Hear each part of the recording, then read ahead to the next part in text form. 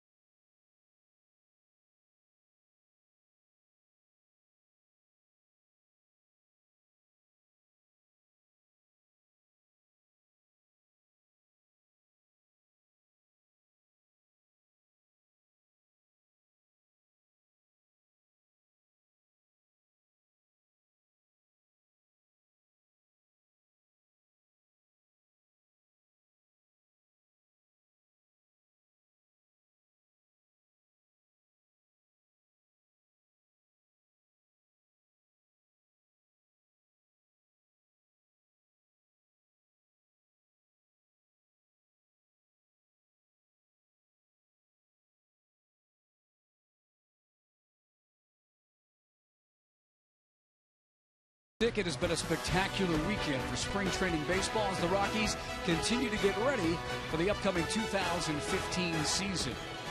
I'm Mark Stout. As I mentioned, we had some breaking news today. The club has decided to release starting pitcher Chacín, and with more on that topic, let's go upstairs to the guys calling the game today. Here's Drew Goodman and Ryan Spilborghs. Guys. All right, Mark, thanks very much. Obviously, this is always a difficult day when you have a veteran guy, a guy that's been popular in the clubhouse, and a guy who's had a lot of success in your uniform, and you have to give him his walking papers. And he was a teammate of yours. He was a teammate of mine, one of the better competitors the Rockies have ever had on the mound. He would give you whatever he had, but this spring training, it came to light more and more often. He's been dealing with that shoulder inflammation since last year. The Rockies saw him all offseason in Salt River Fields working out, and they just felt it was time. It was time to move on. They do not see him being able to pitch at the level that the Rockies were hoping. You know, the secondary stuff, we talked about it yesterday, was pretty good. The fastball was flat, and I don't care who you are, even if the velocity's not where it used to be, he needs a lot of sink, and if the fastball's flat, you know, you saw what Andre Ethier did. It's tough to get to that secondary stuff, and hitters will sit on that pitch, right? Yeah, and his margin for error with that fastball not being where it was in the past is going to be exposed, and we saw that yesterday with Ethier. But also looking at last year, the 5.4 ERA, if you look at some of the advanced metrics that there's some out there that'll prove that some of the numbers weren't quite as bad as they looked. But again, when you have a fastball that is not where it used to be, get into the secondary pitch, that slider, which made Chacín so effective, it wasn't as effective because you're not having to look for it. Yeah, let's talk Kyle Kendricks. Kyle Kendricks will be on the hill in Milwaukee when the Rockies open the 2015 season. He comes from Philadelphia. He is a veteran presence. He's pitched in a lot of big ball games because of Philadelphia's success. Opening day starter, and we'll see him this afternoon against Arizona. And I've been really excited to see Kendrick pitch. I've known him as facing him before. Good sinker, great secondary pitches. Last year, he was about 2/3 of an inning from getting to 200 innings pitched. He will eat up innings. He will compete. And that's what you need at Colorado. You need a guy that'll eat up the innings, get to the bullpen later on in the game, and even if you do give up a couple runs, being able to hang in there long enough. At Coors Field, we know 5 runs is not that big of a deal. Not saying that he's going to give up 5 runs every start, but you want a savvy pitcher that can continue to grind through the game and give yourself a chance to win. Give that offense a chance to go to work, because we know if they're on the field, that offense should score quite a few runs. We're getting set for baseball. It's the Rockies and Arizona Diamondbacks. Come on back to Salt River Fields in Scottsdale with us.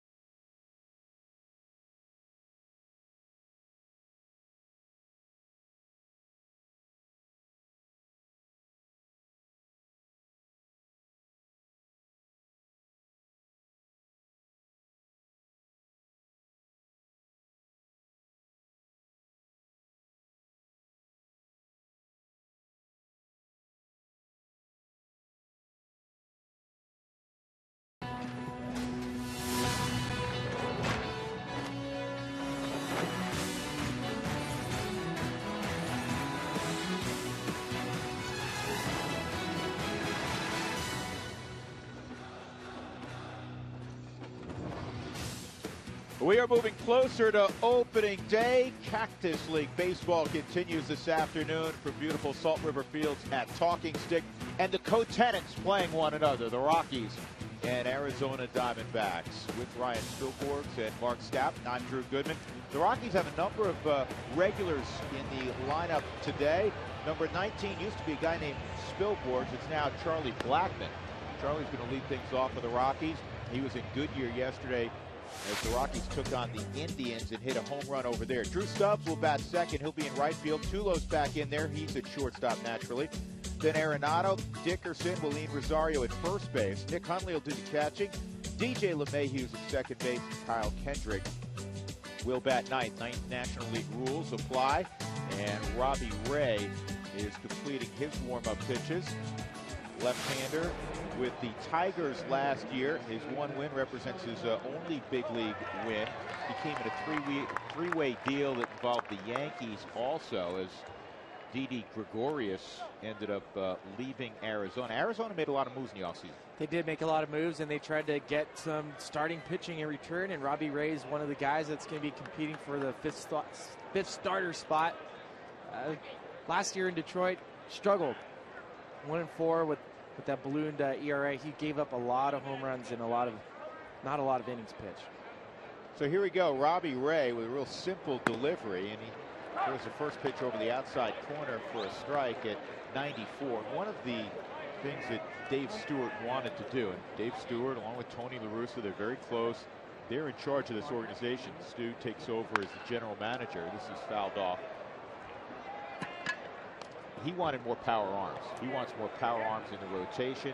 The only holdover that has a lock is Josh Comenter, and they announced a couple of days ago that Comenter, who's not a hard thrower, a very deceptive guy, comes way over the top, he will start opening day.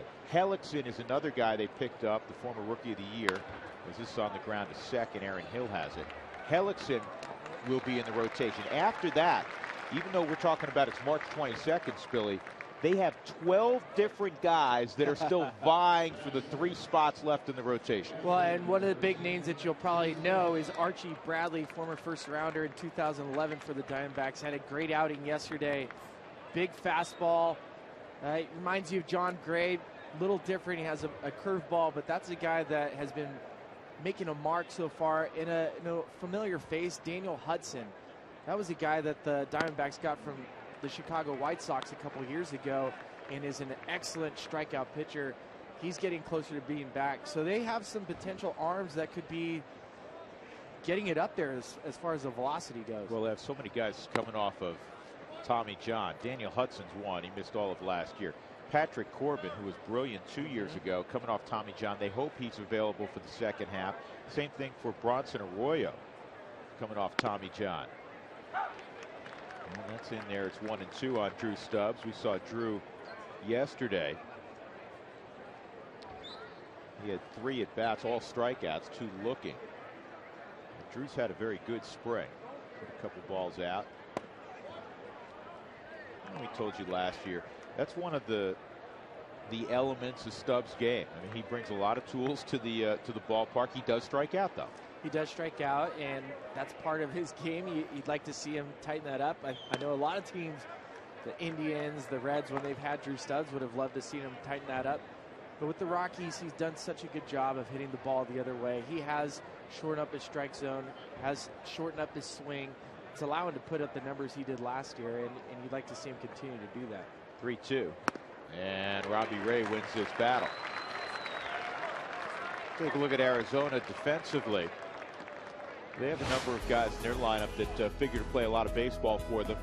A.J. Pollock in center field, hoping for good health. Cody Ross, the veteran, in left field. David Peralta had a very good year last year in right field. Paul Goldschmidt, injured, missed the last couple of months. One of the great players in the game. Aaron Hill, Nick Ahmed should play some short this year potentially. Jake Lamb at third, and Tuffy Gozwish, who is a product of Arizona State and a Phoenix native. He is behind the plate. And it'll be his job because Miguel Montero was traded, which I know was not easy for the organization. Very productive player, good catcher, good offensive player, and the leader of that clubhouse. But he was sent off in the offseason. Yeah, I was surprised to see that move, especially when you're talking about a leader and a guy that handles a staff very well. Tuffy has some pretty big shoes to fill, but apparently they're very comfortable. Chip Hale's very comfortable with Tuffy behind the plate.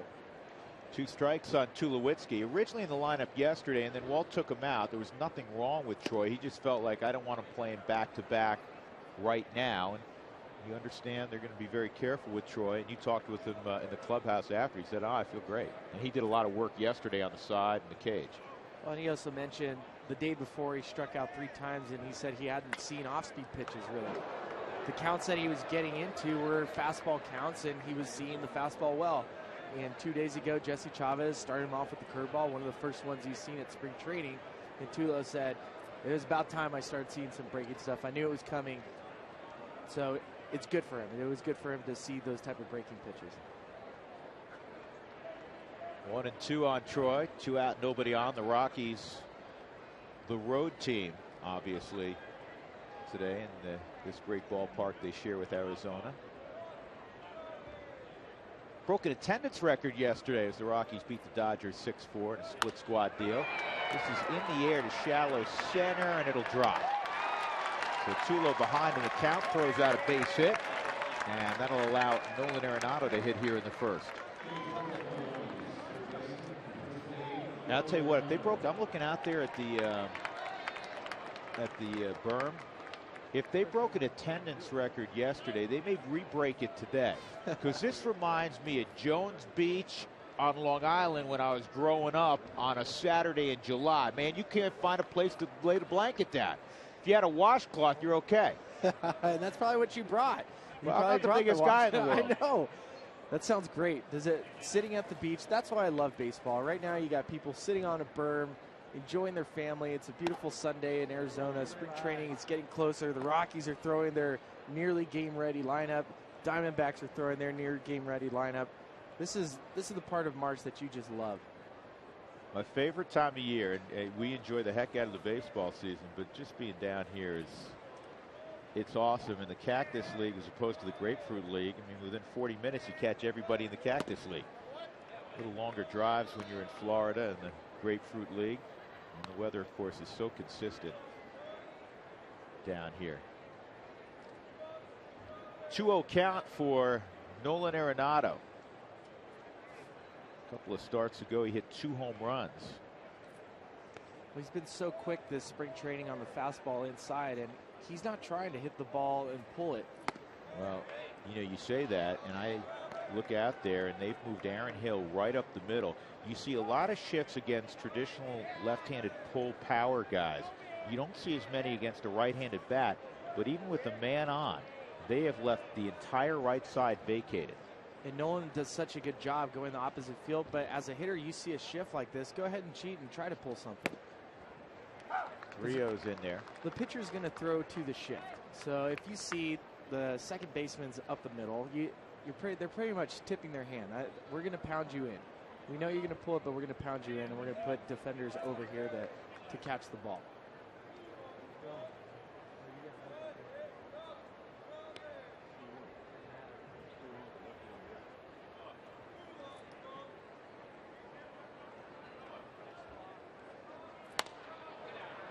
And that's popped up. And Goldschmidt, this is not an easy play. He goes back and makes it. That'll close the book on the Rockies in the first inning. Tulowitzki left the board. Kyle Kendrick to the hill when we come back.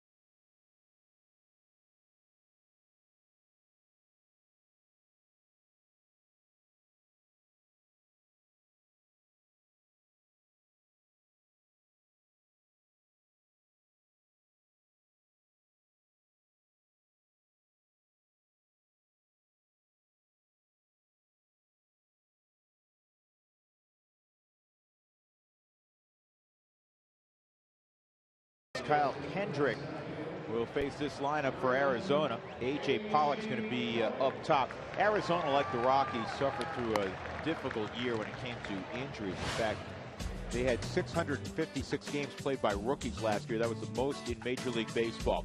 Paul Goldschmidt, one of those big stars who was out. He'll bat third. Peralta, Ross, Jake Lamb, Tuffy Gozwish, Nick Ahmed, and then the pitcher Robbie Ray. Kyle Kendrick He'll pitch for the Rockies, and this is a guy, as you mentioned, threw almost 200 innings last year for the Phillies. And he's going to compete, just like what you expect from a veteran. He's going to go out there, eat innings. He knows what he's capable of doing. Has a little sinker, a good slider, can cut the ball.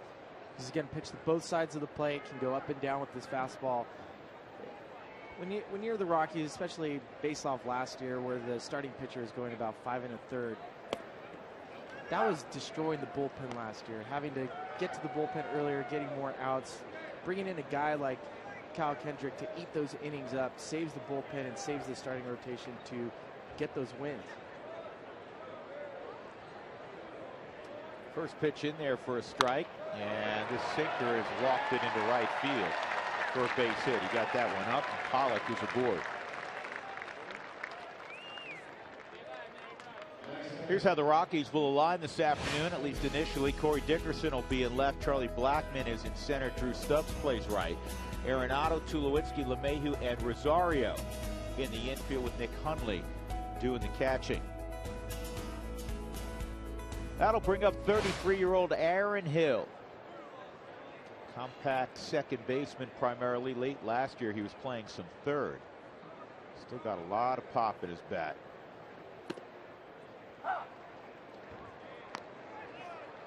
Hill back in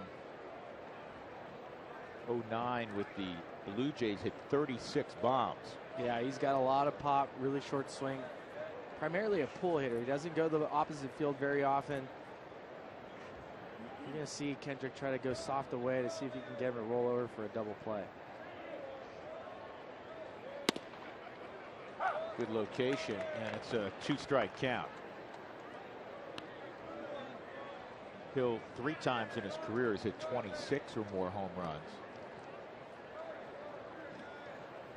It's pretty rare in this game nowadays to have a second baseman putting up that type of power numbers. It's a, what do they say, an excess of riches, or a embarrassment of riches to have an offense that can have a second baseman that has 20 home run power. This is going to be a double play ball. As easy as it comes for DJ LeMahieu, 2 outs. And that's the thing, folks, is you all get to know Kyle Kendrick, and I'm sure you've seen him pitch from afar with the Phillies over the last number of years. He's going to give up hits. He doesn't have dominant stuff, but he has the ability to get ground balls, and he knows how to compete. And I think that term, we throw it around sometimes in a cavalier manner, but you know as a big leaguer, if you have a guy out on the mound that truly knows how to compete, there's a difference. And it's not saying that, oh, this guy has more effort than anybody else. Competing to me means if you're in a certain count or the game's starting to get out of hand, you don't just fall over. You don't just say, I'm just going to groove one in here. No, in certain counts, 3-1 counts, he's going to try to throw his best pitch right here. And competing for every pitch is a true talent. Pulled into the bullpen by Goldschmidt. I look at it in all the ways that you just described, and another way I would say it is a guy who's not afraid. Not afraid. And no matter how bad things are going around you, the guy will still give his best effort, because it is so easy to fold and just say, you know what, I don't have it today. It's the guys that don't have it today but still give their best effort and are fighting. Those are the ones that you really appreciate. Those are the guys we call gamers. Outside, a ball and 2 strikes on Goldschmidt. Excuse me, 2 balls and a strike on Goldschmidt. Well, you know what? Which is it? The big scoreboard says 2-1, and we're right. It's 1-2. Yeah.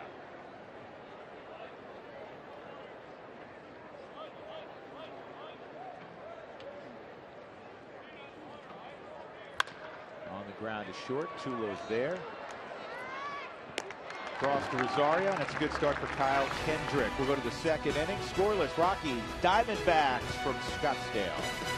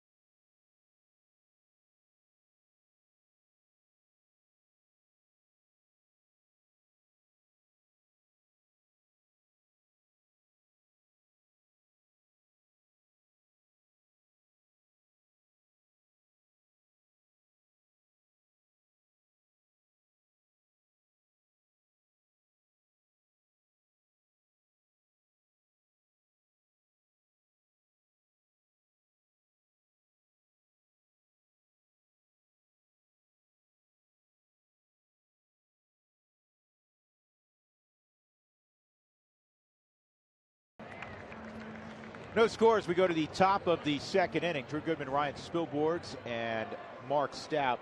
And in case you missed the top of the broadcast, this news came down literally about 45 minutes ago. Jhoulys Chacín has been released by the Colorado Rockies.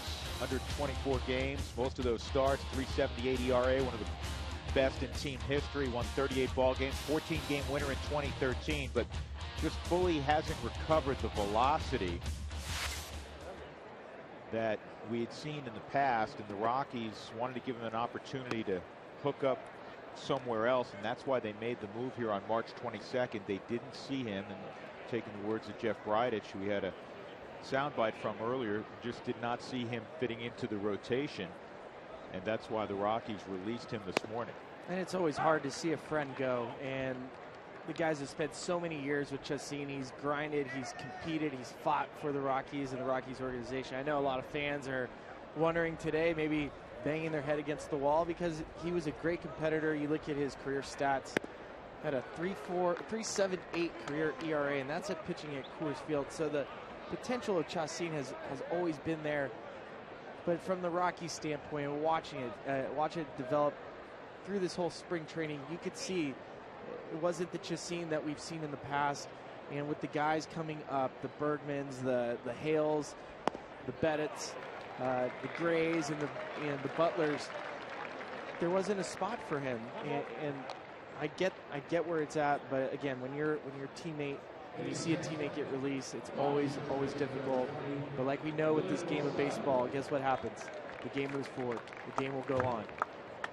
A good friend of yours, Houston Street, his father, who was just a legendary athlete at the University of Texas in football and baseball, and a wonderful man. Unfortunately, James passed away a little more than a year ago, and I remember him telling me once that he always told his boys, his 4 boys, he said, at some point they're going to take your cleats away. He goes, so enjoy every moment. He goes, you know, sometimes they take your cleats away when you're a teenager. Sometimes it's a little later than that. You know, someone like yourself, you're a needle in a haystack. It was your mid-30s. But at some point they take your cleats away. And for Jhoulys, you hope that maybe he can get the complete arm strength back and continue his career.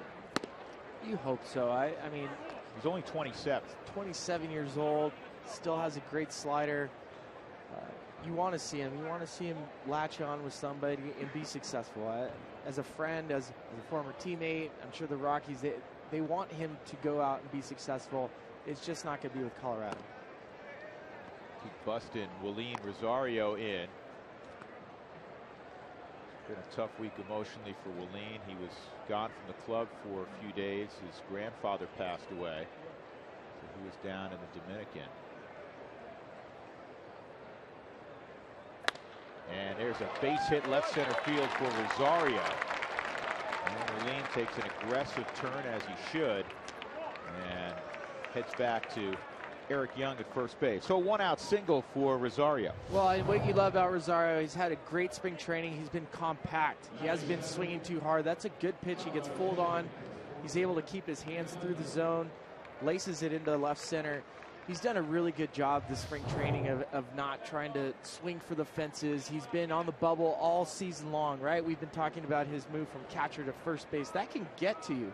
That can bother you, the trade rumors. But the potential for Rosario Morneau as a first base combo definitely brings some excitement to me. He has beat up lefties for his career. Rosario has, as far as his on-base percentage, his slugging, all these numbers have been really good against left-handed pitching. Nick Hundley. Nick yesterday was 2 for 4.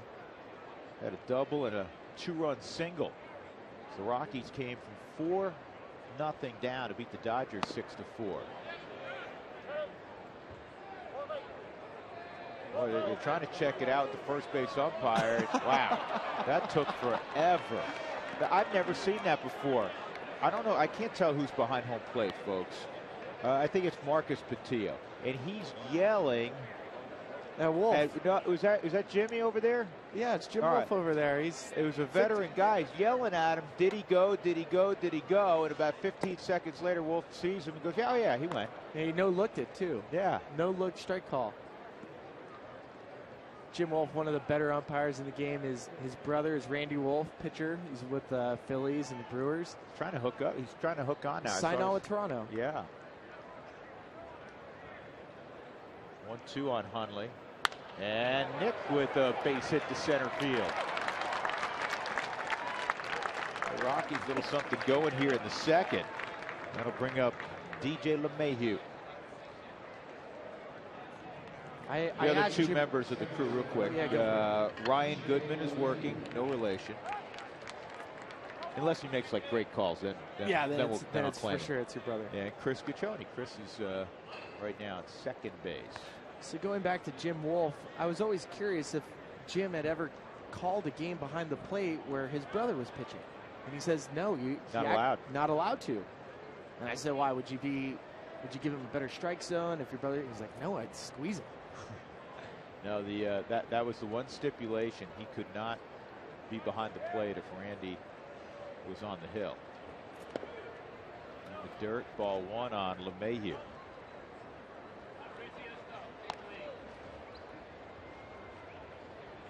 DJ living in the Atlanta area. There's a lot of Rockies living in that area, and there's a couple parts of the country where I always say, you just have to walk outside your front door and whistle, and about 20 big leaguers show up. You can go work out. Arizona's one. The Paradise Valley, Scottsdale area, but that Atlanta area is another. Like Field of Dreams, you get Shoeless Joe Jackson come out of the cornfields. Yeah. Game of catch with Charlie Blackmon and DJ and Culberson and Dexter and all these guys. Well, Blackmon looks like he's been sleeping in the cornfield.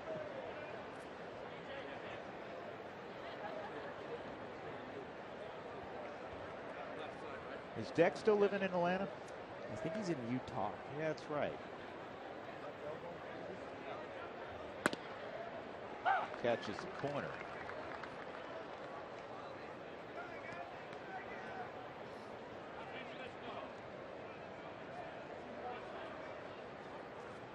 Rosario at second. He singled. Nick Hundley, who singled at first.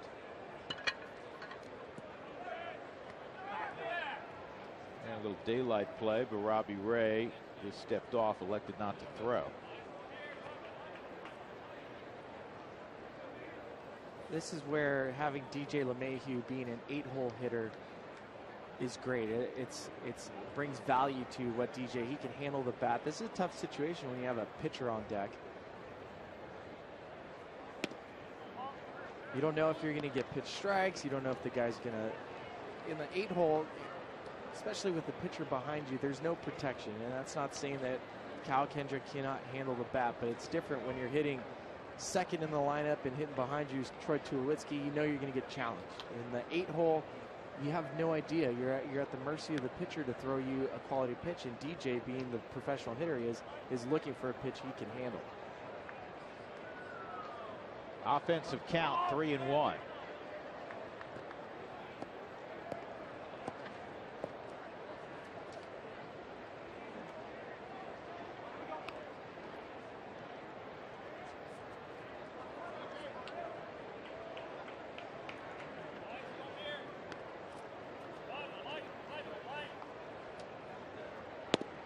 And that's a strike.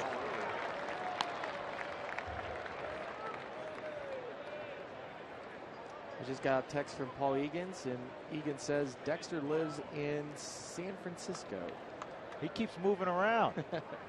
Oh, and it's Glenn Allen Hill's 50th birthday. Happy birthday, G. Hill. Big 5-0 today. Manager has done a great job with the Rockies AAA affiliate. Runners were moving there on that 3-2 pitch. Walt likes to do that. There's G. Hill. And that's a perfect shot at G. Hill, because he is part manager, part baseball instructor, and full-time team psychologist. He is great with people, and especially young players. The best coaches I've ever had are not the ones that have taught me anything as far as mechanics or anything like that. He's the one that encourages you. And G. Hill is going to be a great big league manager one day, and he's going to have guys fighting and playing for him left and right. Well, the Rockies pull off a double steal, but it's strike 3 on DJ LeMahieu. Let's see where this pitch is. Fastball. Wow, almost right down the middle. DJ looks like he got fooled on that pitch right there. How about the catchers pulling off the double steal? How often does that happen? Rosario and Hundley, the double steal. Double catcher steal. Yeah. That's the first. I haven't seen that before. Kyle Kendrick at the plate. Kyle in his career has been just okay with the bat. He was a tremendous athlete growing up in the state of Washington. In fact, he had a scholarship to play quarterback at Wazoo at Pullman that he turned down.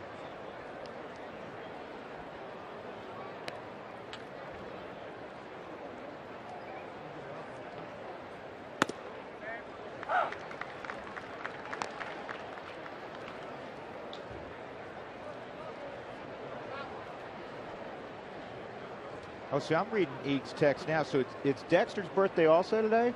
Dexter too? If I'm reading what Eag's wrote correctly, I think it's Dexter Fowler's birthday also. This ball's fouled off. Dex now with the Chicago Cubs. Yep, I hope he likes day games. How about Chris Bryant, the spring he's had? You're going to bring up a topic that we don't have enough time to talk about. He's hit 8 home runs. If you include a B game, folks, he's hit 9 home runs this spring. The top prospects. In fact, most people believe he is the top prospect in baseball. Kendrick saying, no, that's low, and it was 2-2. And of course, that's a big topic because do you start the clock a little bit early on Chris Bryant? That's what Scott Boras believes should happen, and a lot of Cubs fans naturally. And they may send him out. That's inside 3-2. They may send him out initially so he doesn't become what's known in baseball as a Super 2. And from a business standpoint, you understand it. Well, most teams do it. Not only the Super 2, you're trying to prevent him from becoming a free agent. A full year earlier. A full year earlier. We're going to talk about this. You already got me fired up. We'll talk about it later. On the ground, foul. Kyle going to need a new bat. Now, how many did he pack to come and walk down the tunnel? He's probably going to pitch 5 innings. I don't know. Pack a second bat. He probably packed one, and now the position players are looking at each other and say, I don't want to give him my bat. I'm not giving him a good piece he doesn't of get wood. my bat. Look, he's not going to get a bat from anybody. Nobody wants to give him one. Here, yeah, take this one. Yeah, that's left over from fantasy camp. It's got bamboo in it. Knock yourself out. Well, it looks like he gave him it's like Tulo gave him his game bat. Oh, he gave him Descalso's bat. Descalso's great. Thanks, man.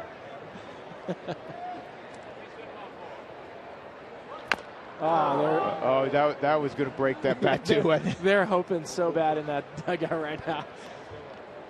All right, Spilly, you've always been a generous guy. Were you giving up your bat for Kendrick? Sure, I give it to him. Easy for you to say now. Yeah. I wasn't expecting him to make contact. That's not a bad swing. You can tell he is an athlete. So he said he was going to be a college football player. Yeah, he's quarterback. So out of high school, he probably hit. Yeah. There's other guys I would not give my bat to. Here's a guy I wouldn't have given my bat to if I was you. Young Kim.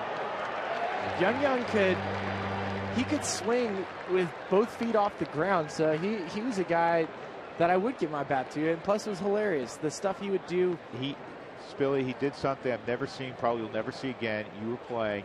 He took a swing and he ended up in a complete 180. Yeah, he's spinning ball 4.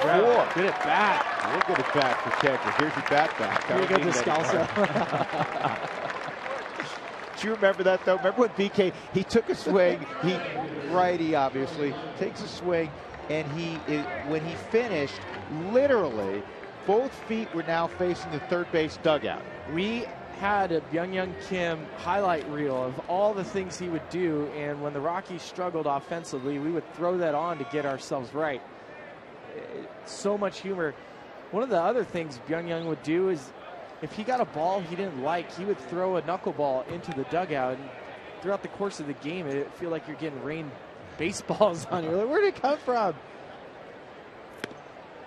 Charlie takes a strike. Blackman grounded to second his first time up. Bases juiced with 2 outs, no score. Rockies and Diamondbacks. Young kid. Yeah, I'm glad we started talking about it. It's a good day if we're talking about BK. BK was interesting. Remember that long battle he had that Barry Bonds eventually won and hit one to dead central, home run 715. I was in center field for that. I was in center field. It's a little too tall for you to go and get. Yeah, I wasn't trying to catch it. I was trying to get the ricochet so I could give it to Barry. Yeah, you were going to hold on to that. I wanted to watch.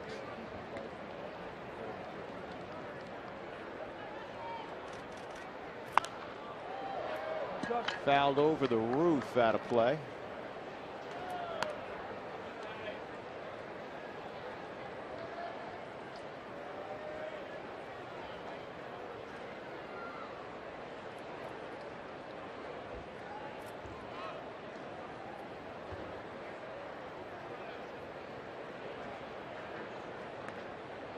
Oh, and 2 on Blackman.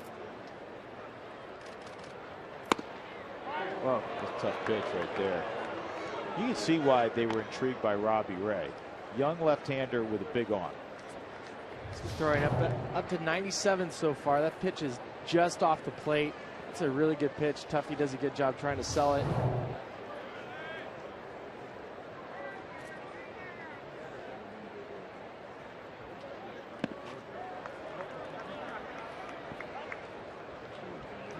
Two and two.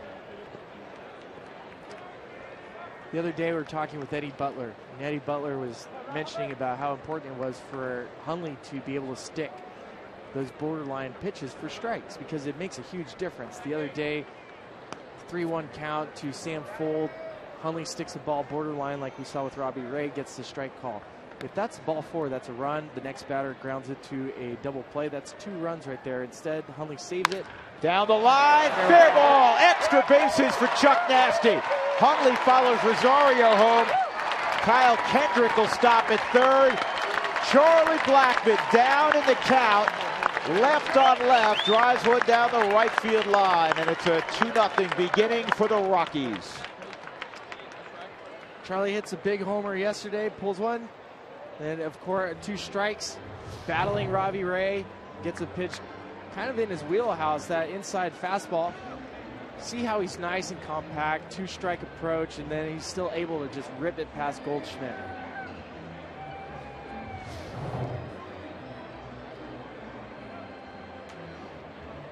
It's always encouraging to see when your leadoff hitter is able to come through in 2-out fashion with some RBIs. That's going to lengthen out this Rockies lineup.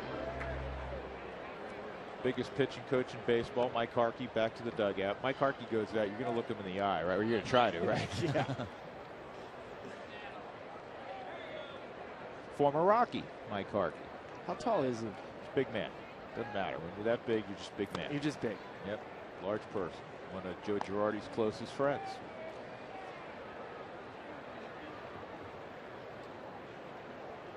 Drew Stubbs struck out swinging his first time. Blackman the 2-run double. So he's starting to get regular season ready. He was a little bit late to, he was on the ground to short, to getting into games because he had a little nagging injury, but he's picked it up and he looks terrific. So 2-run double from Blackman, and the Rockies lead 2-0 middle of 2.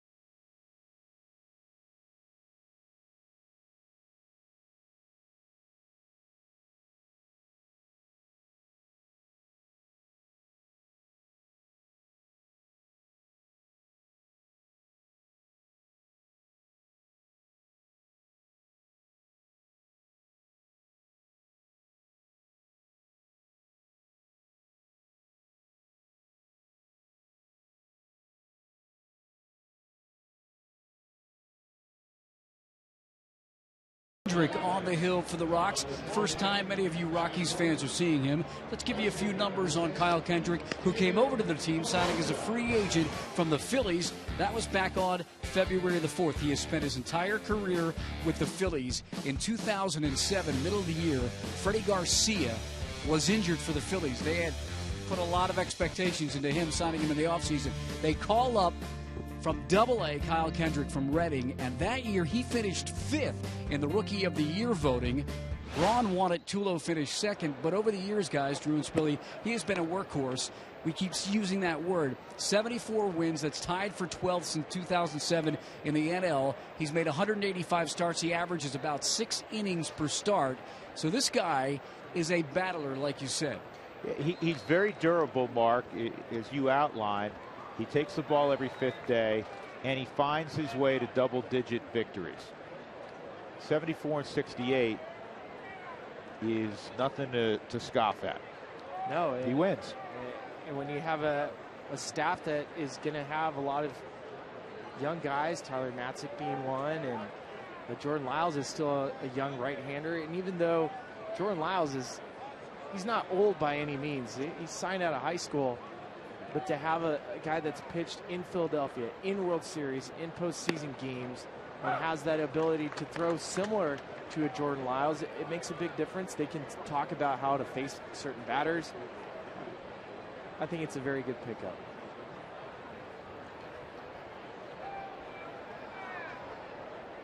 David Peralta, I love his story.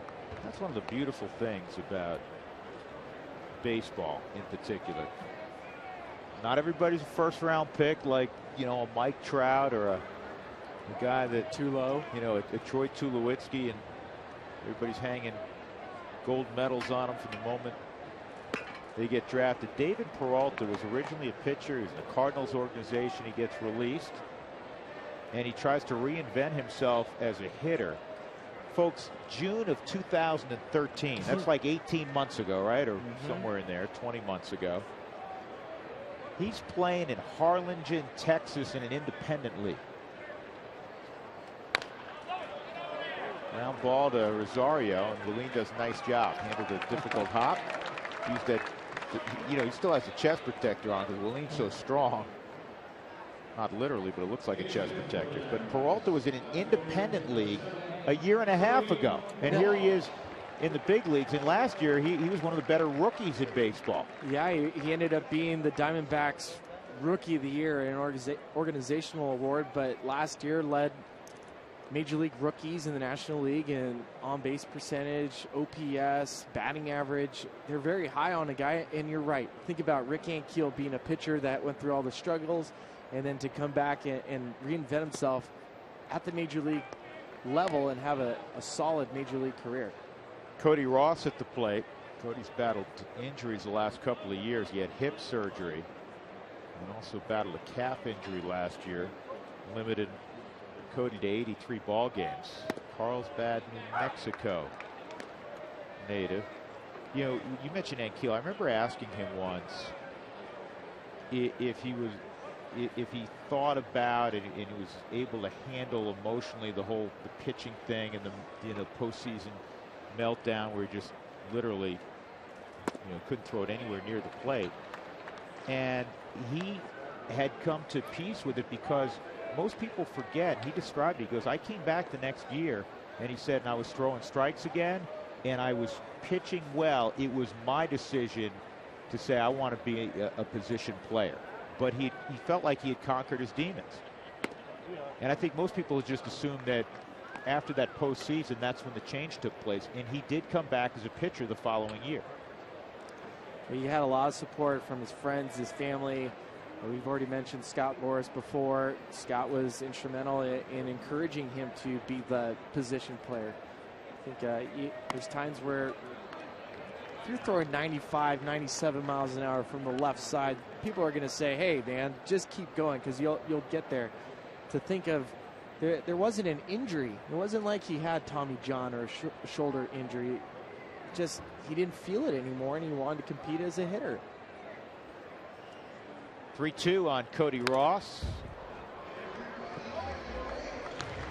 We're talking about guys who are I'm sure you appreciate it as much as anybody. When you're so gifted that you can get to the big leagues as a pitcher, or even professional baseball as a pitcher, and then flip it around and get back as a position player, come on, that's not right. It's not right, and few guys can do that.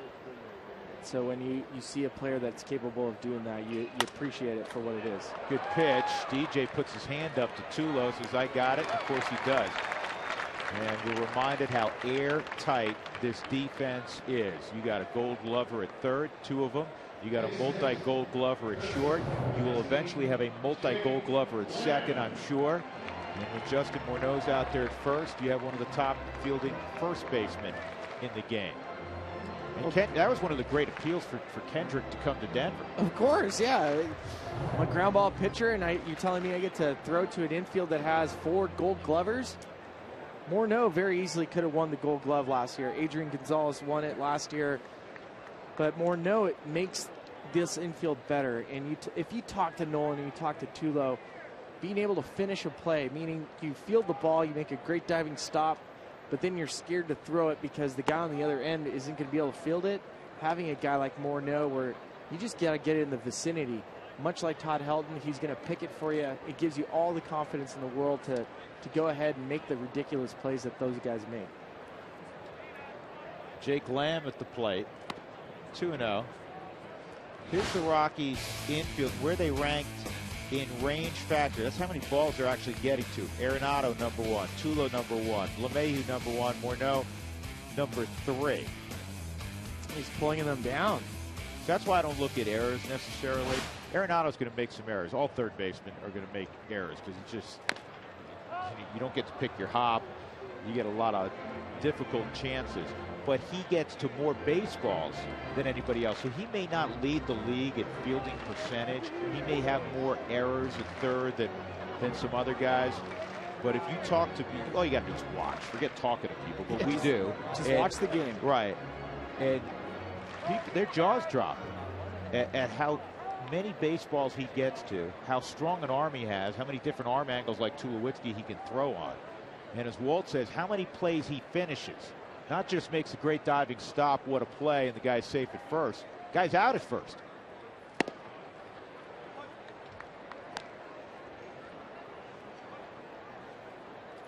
Well, Jake Lamb hitting right now for the Diamondbacks is an interesting player in that Yasmani Tomas is the third baseman that the Diamondbacks were hoping to have, and this kid is proving that Tomas is probably better suited for the outfield.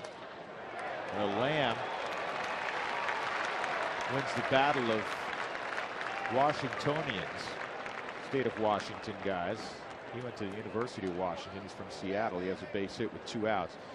And they're not, according to the front office of the Diamondbacks, they're not afraid to send out Yasmani Tomas, even though they paid him $14 million bonus and $68.5 million over 6 years.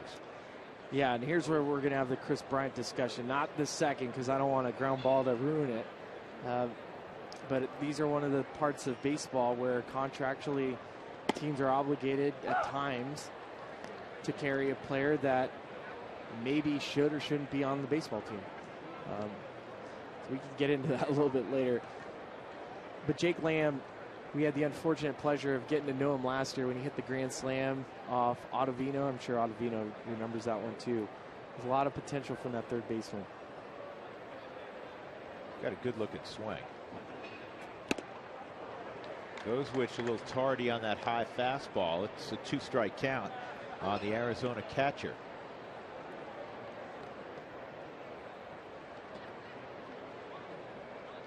Last year, the Diamondbacks were 64-98.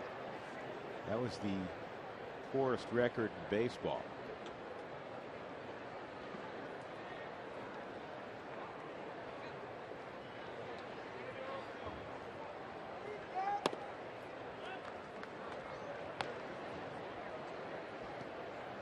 Both of these clubs looking to make significant strides north in the standing. You have 4 general managers last year that changed in the National League West. Ned Colletti, Towers, Kevin Towers. You had in A.J. Preller now taking over in San Diego. And, of course, Jeff Bradich here in Colorado. It's just a competitive National League West where these teams are expecting to win. Good play by DJ. Another good inning from Kyle Kendrick. 2-0 Rockies. We'll go to the third.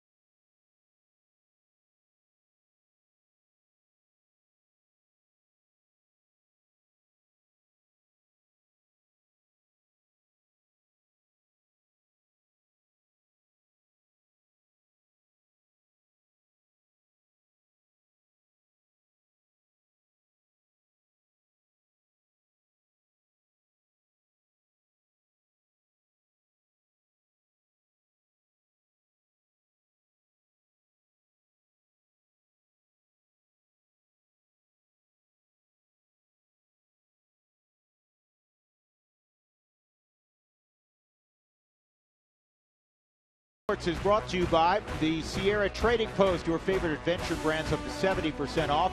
Stores in Colorado, Wyoming, Idaho, and Nevada. And by Taco Bell, if the Rockies score 7 or more runs during any regular season game, you get your Rockies Tacos Special. Billy, that looks like the Grand Canyon to me. It is. Isn't it? But no, it wasn't. Actually, it was Sedona. It was Huey's hometown. Oh. Where there's a gigantic statue of him as you enter. It says, "Welcome to Sedona, home of Jeff Hewson." Huey will be down next week. Love some Jeff Hewson. I think he's on vacation right now with his family. Yeah, he's the best. Here's Tulowitzki. And Tulos. He's the best. He's really good. That's a base hit for Troy, his second of the ball game. Bouncing back nicely after he probably stayed up all night. He punched out 3 times on Friday. He was fun to be around, right? Yeah, he's standing right by that rain cloud. Well, Tulo typically will take first pitch, and that's where he goes up, and he was expecting a fastball, got the fastball, and promptly laced it into center field, pretty much setting up Robbie Ray for that one. Nolan Arenado at the plate. Nolan popped to first, and that's hit hard, but right at Lamb. And they'll get just one because he had to go to his knee. A moment ago, we showed you Dave Stewart, Tony La Russa, and Brain Trust as they have turned around their front office. And Dave Stewart was a 4-time 20-game winner. There's Tony on his right. They remain very close, of course, worked together in Oakland. And Dave was an agent. He was an assistant general manager years ago in Toronto. Very bright guy, very well thought of in the game. And so Dave was handpicked by Tony to take over. But what's interesting is, here's a little trivia question for you, Spilly. See if I can get it. Who do you think? Dave has a roommate this spring down here in Scottsdale. He's staying at somebody's house. He's a house guest throughout spring training. I think I can get it. Go ahead. Whose house is he staying at? Joe Carter. Not Joe Carter. Good guess. Now you're done? You're out of. Yeah. I had one shot. Kevin Towers. Really? Kevin Towers and Dave Stewart are exceptionally close friends. And that may surprise people. He said, wait a second, he took over for Kevin Towers. He wanted Kevin Towers to stay. And Kevin said, you know what? it's better if I move on. They remain great friends, and they share Kevin Towers' house down here in Scottsdale. He said, so they're up sitting on the couch talking baseball every night when they both get back into, done with their day's work, and they remain best of friends. And the guy that replaced Kevin Towers, Dave Stewart, is his housemate. And Kevin Towers has done a great job over the past of building teams with San Diego. He's been known for being able to build a bullpen, and what a great resource for Dave Stewart to be able to have somebody that you can pick his brain. That's cool. Isn't that neat? That's cool. I like that.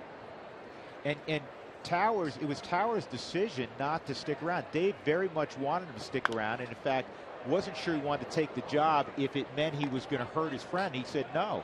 He said, Tony and I are close. We've decided this is the direction to go, and he didn't want it to feel like any move Dave made was somehow influenced by Towers. Those are his words. I'm paraphrasing, obviously. So he felt it was better to completely move along and not stay attached to the organization.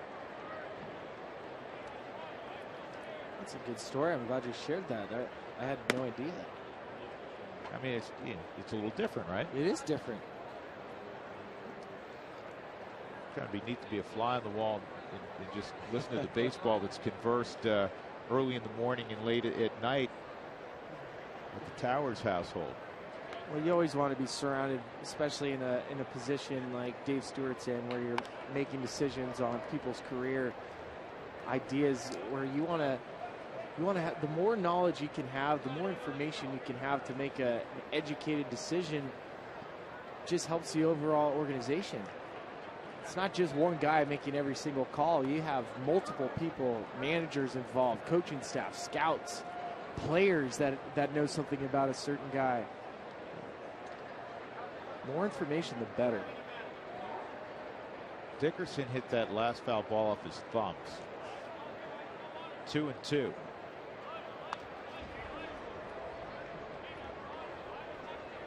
I don't know if there's a guy with better hand-eye coordination in the Rockies organization than Dickerson. The only one close would have been Todd Helton, and Todd Helton's no longer playing.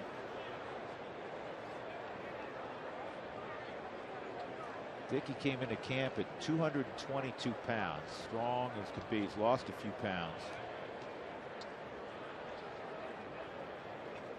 He's in great shape. Not this time. Ray strikes out Dickerson for the second time. 2 gone. That'll bring up Willeen. Still need opening day tickets. The only way to guarantee them is to buy 2015 Rockies season tickets or mini plans.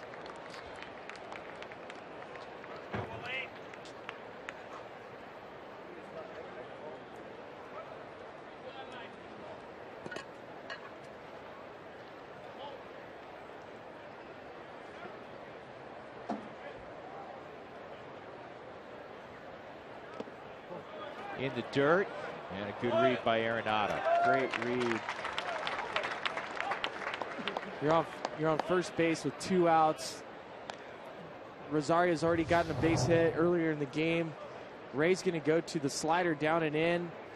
And Nolan just anticipating for potentially a ball in the dirt. Like he takes a step back, waits for it, and he's gone. Sometimes you just have to trust your instincts, and Nolan does a great job right there. He puts himself in scoring position with 2 outs, and now it gives Rosario, who's already beaten Robbie Ray once today, a chance to get an RBI right here.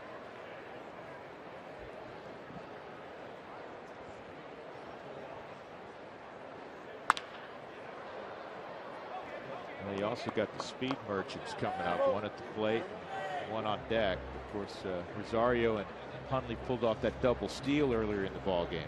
Yeah, it's like Vince Coleman and Willie McGee. Similar, but different. Because they're not with the Cardinals, or what are you talking about? Yeah.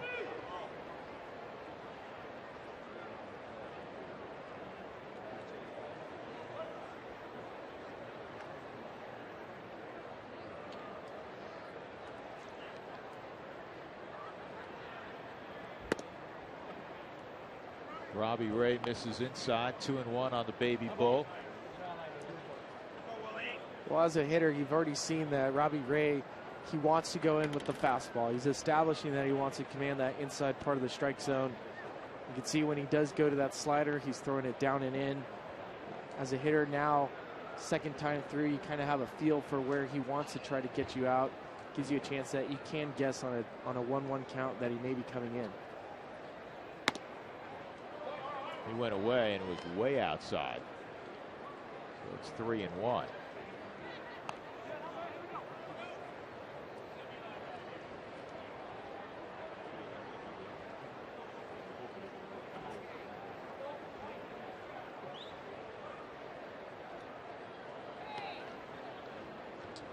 Two outs. Arenado at second.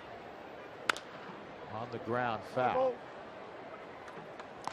3-1 changeup right there, and when you have first base open, pitcher can take a chance right there. If he misses and it's a ball, you can let him go to first, and you still have force plays to give with Nick Hundley on deck.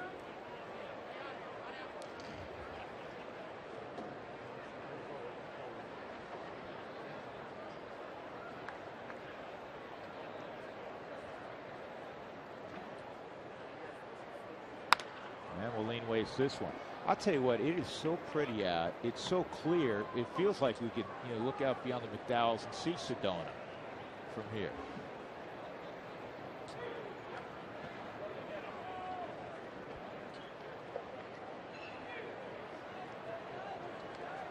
What a perfect afternoon in Scottsdale.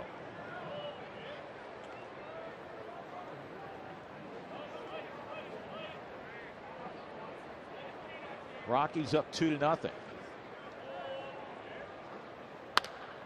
And this one's playable. Shallow right field. Long run for Peralta. Look out. And Peralta gathers it in. All Chip Hale cared about is he didn't want to see a collision. Nolan Arenado left at second base. We go to the bottom of the third, 2-0 Colorado.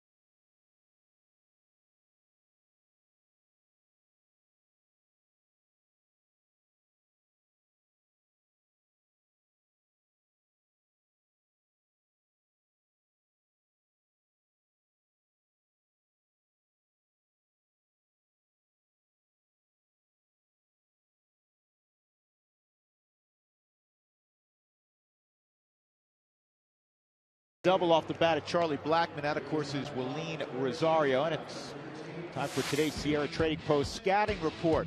Willeen is a catcher, and that's been his primary position. Just 9 big league ball games at first base.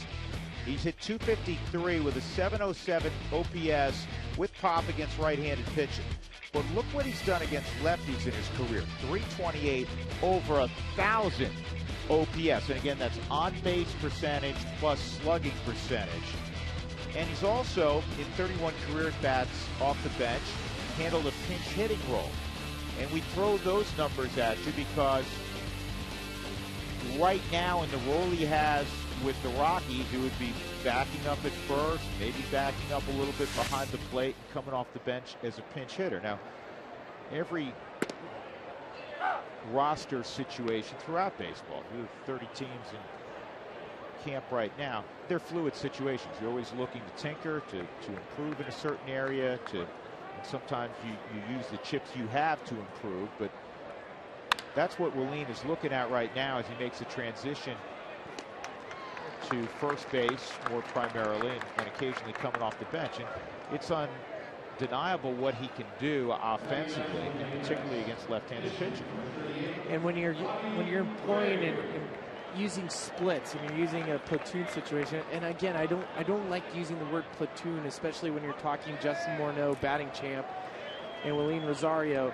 But if you're using players in situations that they can excel at, Rosario obviously excels very well against left-handed pitching. You can look at it the same way that we see Drew Stubbs and Charlie Blackmon splitting time in center field. Think about Oakland. The Oakland A's is notorious at being good at using their players for splits. You see it with Derek Norris last year. He split time with Stephen Vogt. You get a lot more production. You get a lot more value out of your players when you can take certain at-bats away from the guys where another guy will excel at, and that's where the Rosario-Morneau first base situation makes plenty of sense. A ball and 2 strikes on Robbie Ray with 1 out. Kyle Kendrick has allowed just 2 singles. Nobody's reached second so far. And look, and to further my point, if you were to look at Justin Morneau's splits against left-handers, which is what I think you need to do, Morneau last year hit .254 in 139 plate appearances against left-handers. 3 home runs. He hit .341 against right-handers. So if you take those at-bats away from Morneau, even though sometimes those at-bats help the lefty keep their swing right, but give those to Rosario, who does so well against, you're getting a lot of production out of that first base position. Full count on Robbie Ray. Bounces it up the middle. Tulo is there. High throw, and Rosario had it pop out of his glove. And here's the counter argument against playing Rosario at first base. Throw a little bit up. Rosario's going to have to jump, and he's trying to make a tag. This is where Justin Morneau and having a Helton, they've done this 1,000 times before, and Rosario's still trying to learn that. Of course, you can't blame it all on Rosario because that's just an errant throw by Tulowitzki at shortstop. So Ray is aboard. Pollock will get his second look at Kendrick. He had a base hit against Kyle leading off in the bottom of the first inning.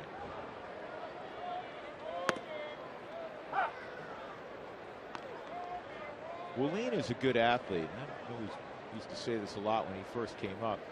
Willeen, I saw him in the Dominican Republic when he was 18 years of age at the Rockies facility in Boca Chica, their old facility in Boca Chica, and he could really run.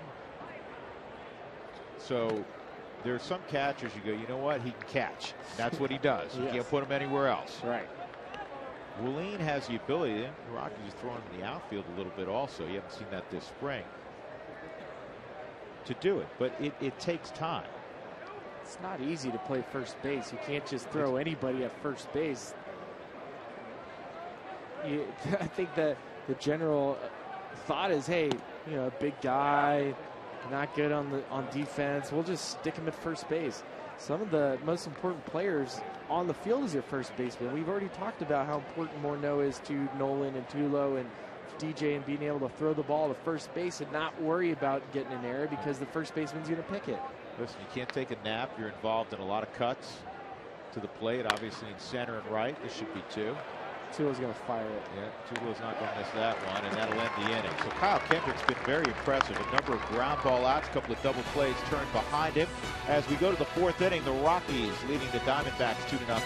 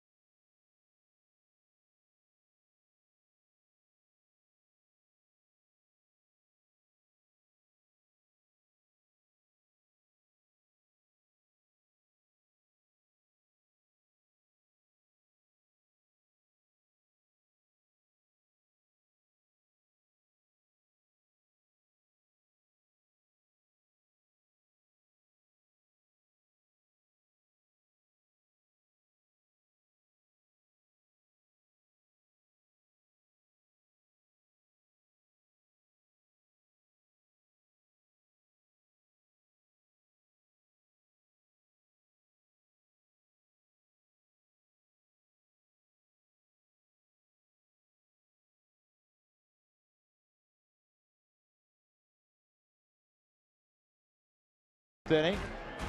And a reminder, more Rockies baseball coming your way Thursday evening, a night game. First time we'll be on the tube in the evening, as the Rockies will take on the Texas Rangers, looking to bounce back from, like the Rockies, an injury-marred 2014. New pitcher on the mound for the Arizona Diamondbacks with a Colorado twist. A.J. Shugel's out there, product of Mountain Vista High School in Highlands Ranch. Graduated in 2007. He was drafted by the Padres in the 33rd round out of high school. He went on to Central Arizona College and was eventually signed out of there. Well, I know the Diamondbacks are high on him. I've heard a lot of high praise. They like his fastball. They like his secondary pitches. They think he's going to have a future. Pretty bright future for the Diamondbacks. That's a bright future for Nick Hundley. Yeah, Nick Hundley greets him with a base hit up the middle. Schugel is 6 foot, 205-pound right-hander who comes from a baseball family. His dad, Jeff, a longtime scout and special assistant to the Reds general manager, Walt Jocketty. Tell you what, Colorado baseball on the amateur side has improved so much the last 15 years. Last year, this doesn't include junior colleges, Division II programs, Division III programs, 46 kids out of high school signed to play Division I baseball out of the state of Colorado. And I was looking at a couple of the preseason high school All-American teams, and there are 2 Colorado players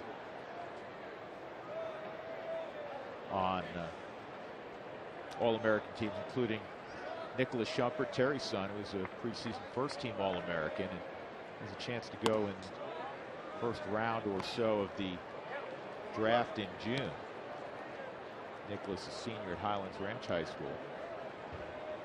Why do you think that is? What has happened in Colorado that's made the game so much better? I can tell you what's happened. The Rockies have a lot to do with it. It's the same thing that happened when the Avalanche came to town. All of a sudden, so many more kids were playing hockey. There was a sheet of ice seemingly on every corner. That's vintage DJ LeMahieu. And Hundley will shut it down at second. Inside out swing. So 2 on against Schugel here in the 4th. DJ trying to hit behind the runner, gets a fastball out over the plate. That's twice Schugel has missed out over the plate. And just look at that swing. We spent some time with Tulowitzki this offseason just trying to make him have a little more leverage, using his hands and body more. That's the DJ we're accustomed to seeing, where he's spraying the ball opposite field, but now he's got an added club to his bag. He can hit for some pop now. If you watch his batting practice, which is an absolute pleasure now, he's able to drive the ball out of the yard to left field, to center, to right. Kendrick will try to get a bunt down here. 2 on, nobody out. Blackman's on deck. And to finish that thought, when the Avalanche came here, it seemed like the sheet of ice opened on every corner. Now there were so many more kids playing hockey. It used to be DU, which has been such a great college hockey program. They did it with all. They're going to try to get the force at third, and they do. So Kendrick bunts into a 3-5 force out. DU, all their players used to come from, Canada or, Minnesota, that sort of thing. Now they have a lot of players from Colorado. You can see Goldschmidt charges, bare hands, looks over, makes a great throw. So he's an excellent first baseman over there. There's not much he can't do. No. He runs well also. And the same thing has happened since the Rockies have come aboard. So many more indoor hitting facilities. So many more travel teams and really competitive travel teams that are doing well in national tournaments, whether it's down here in the Southwest or going to the Southeast, to Jupiter and Florida, or the East Cobb facility in the Atlanta area. And I know this, I have 2 kids playing high school baseball at Arapahoe High School. Over 100 kids went out. Regis High School, more than 100 kids go out. So baseball, gets stiff competition now from lacrosse, which has grown in our state. There's a ton of kids playing baseball, and you're starting to see it with kids in pro ball from Colorado, kids at major universities. Wouldn't you want to see high school baseball start maybe farther into the summer? Wouldn't that make a little more sense than having it start in February and spring? Just, 300 sunny days on average a year in Colorado. You're going to get a lot of days without the sun. Without snow, but wouldn't it make more sense to just let it be a summer sport for baseball in the high school ranks? It is a challenge. What I'd like to see is Chacín change one rule. Colorado right now, they can only play 19 games before the state tournament. That's ridiculous. They should be able to play, far more than that. A lot of schools come down here, but you're limited because, you want to play some games in Colorado before league games. And those games down here count, so they should be allowed to play more baseball games at the high school level in Colorado. Hopefully that will get addressed in the near future. In California, you see some of the schools, the perennial powers. We went to school at the big school in Santa Barbara, and they play 25, 30 plus games in the high school season. Yeah, you play a lot more games in California, and we also have year-round baseball. It's not. You can be playing in the fall and the winter. The only way you get better at baseball is by playing. And I'm not saying to go and play 120 games a year to get a bat like Charlie Blackmon. I'm not saying to go and play 120 games a year. I think there's a limit to how much you can play. I think it's just as important having fun and playing in the backyard with your friends, playing with a tennis ball, or just doing baseball type of activities. You don't have to go to a showcase every weekend. You don't have to have meaningful games every weekend to get better at baseball. But to enjoy the game, you do have to play it. But you can play it in so many different ways. You can do wiffle ball. You can have a summer and play on the grass outside and still do the parts of your swing that are important, or throwing motions. Bases loaded for Drew Stubbs against Colorado native A.J. Schugel.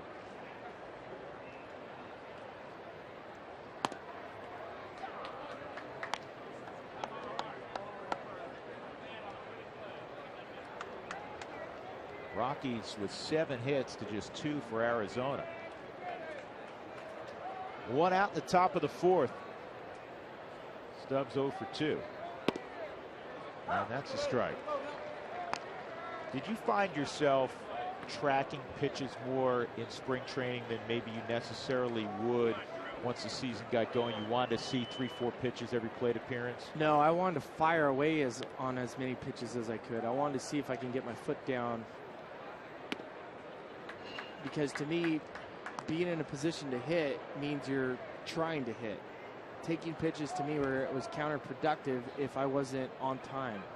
And the only way that I felt to be consistently on time was to think that I was going to swing on every single pitch. So I was firing right away.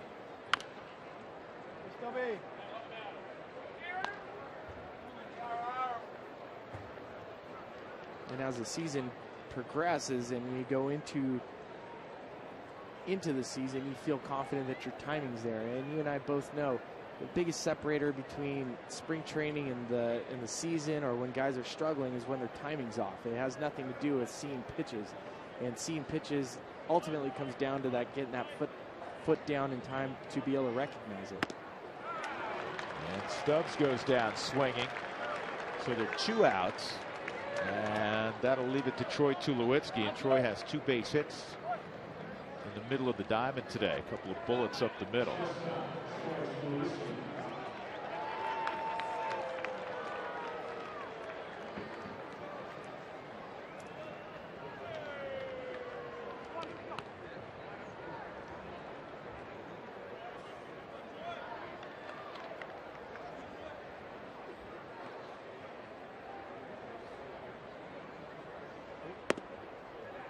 LeMahieu's at third. DJ with a base hit.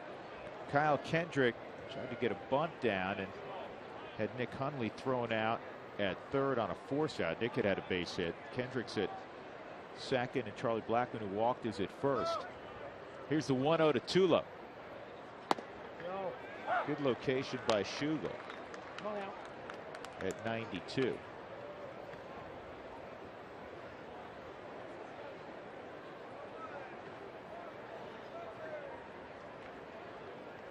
And getting that bunt down by Kendrick changes the complexion of the inning. You have second and third with one out. The probability that you're going to score at least a run increases by a lot. First and second with one out, chances of scoring at least one run dips down to like 70%. Well, that's why, you know, Drew's not, you never pleased when you punch out, but with his speed, if he gets it in play on the ground, he's almost impossible to double up. That's a strike. Crowd didn't like it. Troy didn't like it. So hit back out 2-2. The Rockies had the bases loaded with one out. And this is part of the game now where the umpire probably doesn't like it when Tulo comes out of the box. You're expected to stay inside the box. I just don't know how they're going to enforce it. I don't know either. You just give me the fine. Yeah.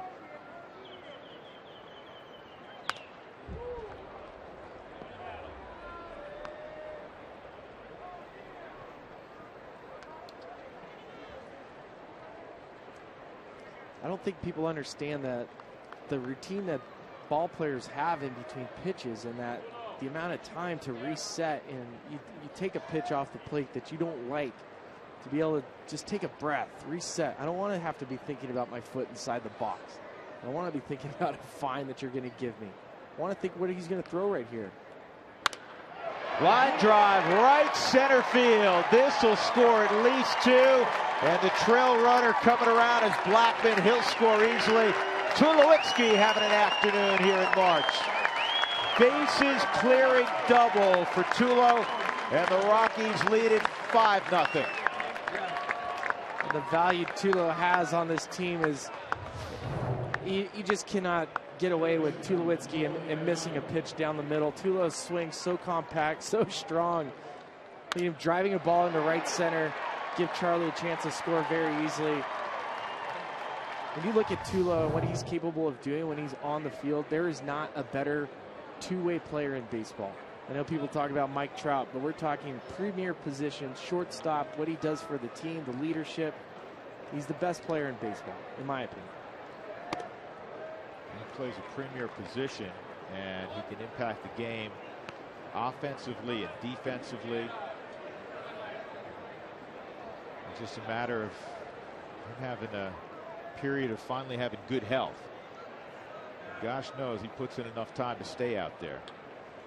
Everything from sleeping in a hyperbaric chamber to being the first guy in the facility every day, and to not having any more fun, and stretching, and how he eats. I mean, everything he does is with the in his life is with the purpose of being the absolute best player he can possibly be. And you have to appreciate that. As a fan, as a friend, you have to appreciate when a guy is completely driven and dedicated to doing something really well. He just missed that. High fly ball to deep left field. Arenado is going to come up about 15 feet short of hitting it out of here. In the inning, a 3-run double from Tulowitzki, and the Rockies up 5-0, middle of 4.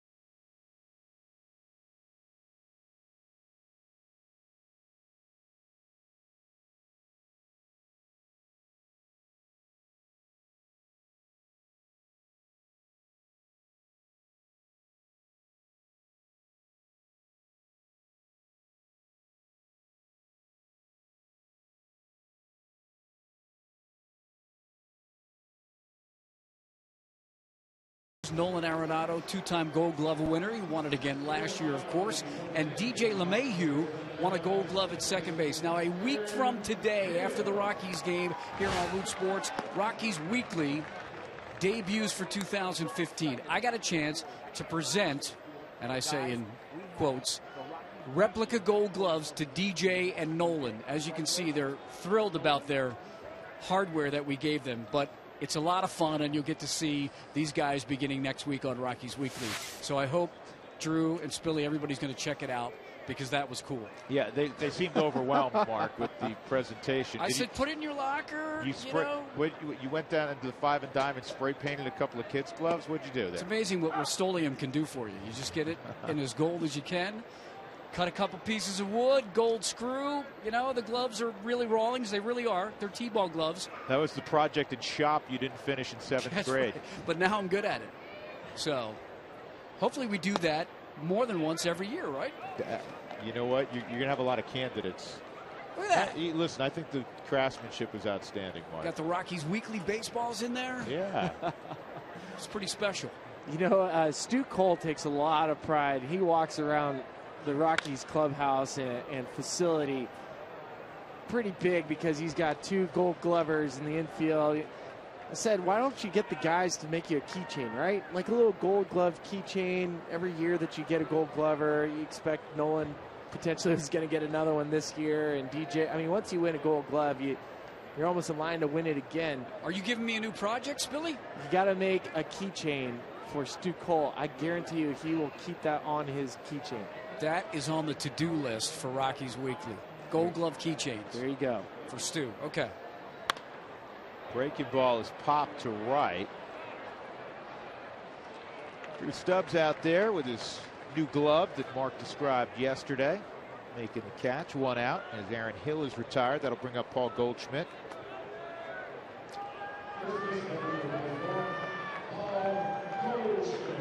Goldschmidt's a guy I would pay money as a fan to come and watch. Day in and day out, he does the little things. He plays hard, and he can hit the ball a mile, hits the ball opposite field. As you know, I love that. I love when a guy is able to drive the ball opposite field, as Tulo did last inning. He's a great player. 2 years ago, he was runner-up to the MVP in the National League when he hit .302 with 36 home runs and 125 driven in. And in wins above replacement among position players, he has the 4th best wins above replacement players in the game. Guys ahead of him like Trout and McCutchen. This is why he missed the final 2 months of the season. He got hit on the hand, broke his hand on August the 1st, and was done for the year. Well, it's unfortunate. He had 2 of premier players in baseball last year getting hit late in the season when both were on pace to have, and you can put Tulowitzki in that same category. Giancarlo Stanton gets hit in the face, Goldschmidt, even Andrew McCutchen gets hit in the ribs, and of course Tulowitzki. So he had 4 potential MVPs all get hurt with 2 months left in baseball to go, and you know the Diamondbacks miss this guy more than anything. He's their guy. He's their guy. This is their stud. And they're tough to pitch to if you have any traffic and you got Goldschmidt up there and Trumbo on deck. Because Trumbo's not the hitter that Goldschmidt is, but Trumbo, you know, could hit one of the Grand Canyon from here. A good pitch by Kendrick, 3-2. There's that cut fastball that Kendrick has. He's able to throw the sinker. Hitter gets used to seeing that the sinker comes, and then he goes ahead and puts a little cut on it, goes the other way. Goldschmidt's out of Texas State, which is in San Marcos. That's in the Southland Conference. That's a good conference. UTA's in there, Texas Arlington. They turned out a lot of big leaguers, including most notably Hunter Pence. Hunter Pence. Won't be ready to go at the start of the year, unfortunately. That's unfortunate, too. You and I both, we love watching baseball, and there's nothing better than watching a baseball game where the best players are on the field. Best players are on the field, the way he plays, the high energy that he brings every day. That misses, so Kendrick allows the walk to Goldschmidt. 1 out, and that'll bring up David Peralta. Once again, the big news of the day, and it happened just before we went on the air. Jody Chacín has been released by the Rockies. They didn't figure, based on what they saw, that he would figure into the plans, and so you start looking at some of the candidates to be the 5th starter. The Rockies don't need a 5th starter until April the 14th. Christian Bergman, who got 10 starts last year. Chad Bettis, we saw throw the ball beautifully yesterday, and he was sent down earlier today, by the way, but that doesn't necessarily take him out of the equation by any stretch. And Eddie Butler, who's one of the prize prospects in the Rockies organization, and Eddie's had, by and large, pretty good spring. Well, and I think you got to mention David Hale, too, as another pitcher that the Rockies acquired this offseason from Atlanta. But you're right. The Rockies aren't going to need a 5th starter until middle to early part of April. So with John Gray and Bergman and Chad Bettis and David Hale and even Chris Russin,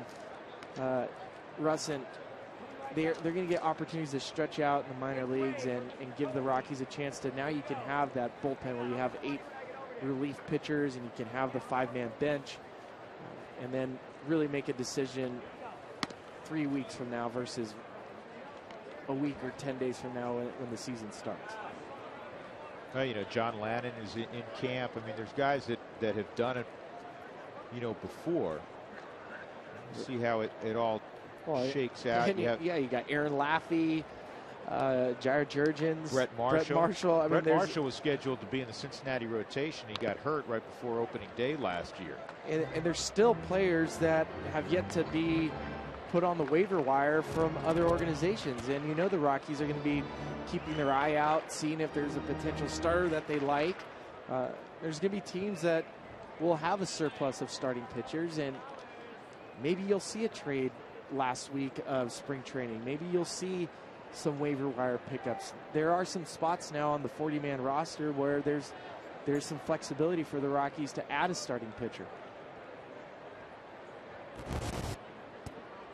2-2 on Peralta. Swung on, foul tip held, strike 3.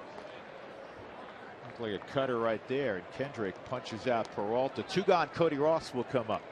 That's the first strikeout for Kendrick. Not a big strikeout pitcher. Ross grounded to second his first time. Well, I think this goes not just for the Rockies in particular, but for every team in baseball, even the big budget teams, the Angels and the Red Sox and the Yankees and the Dodgers.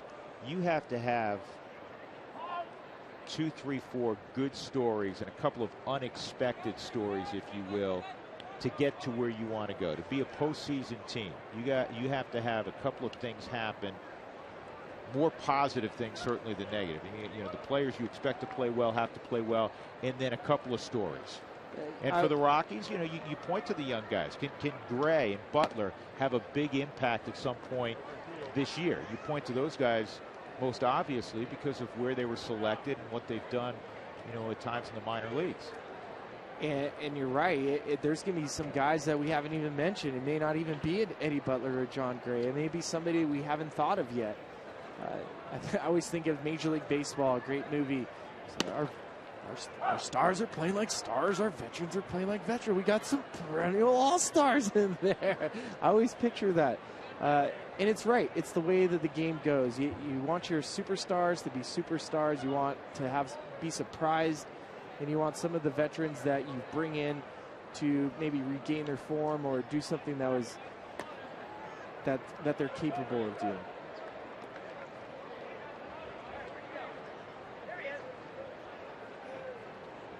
I'll think back to that World Series team in '07 you were part of. That Baldo came up that year. Yeah. Franklin Morales came up that year.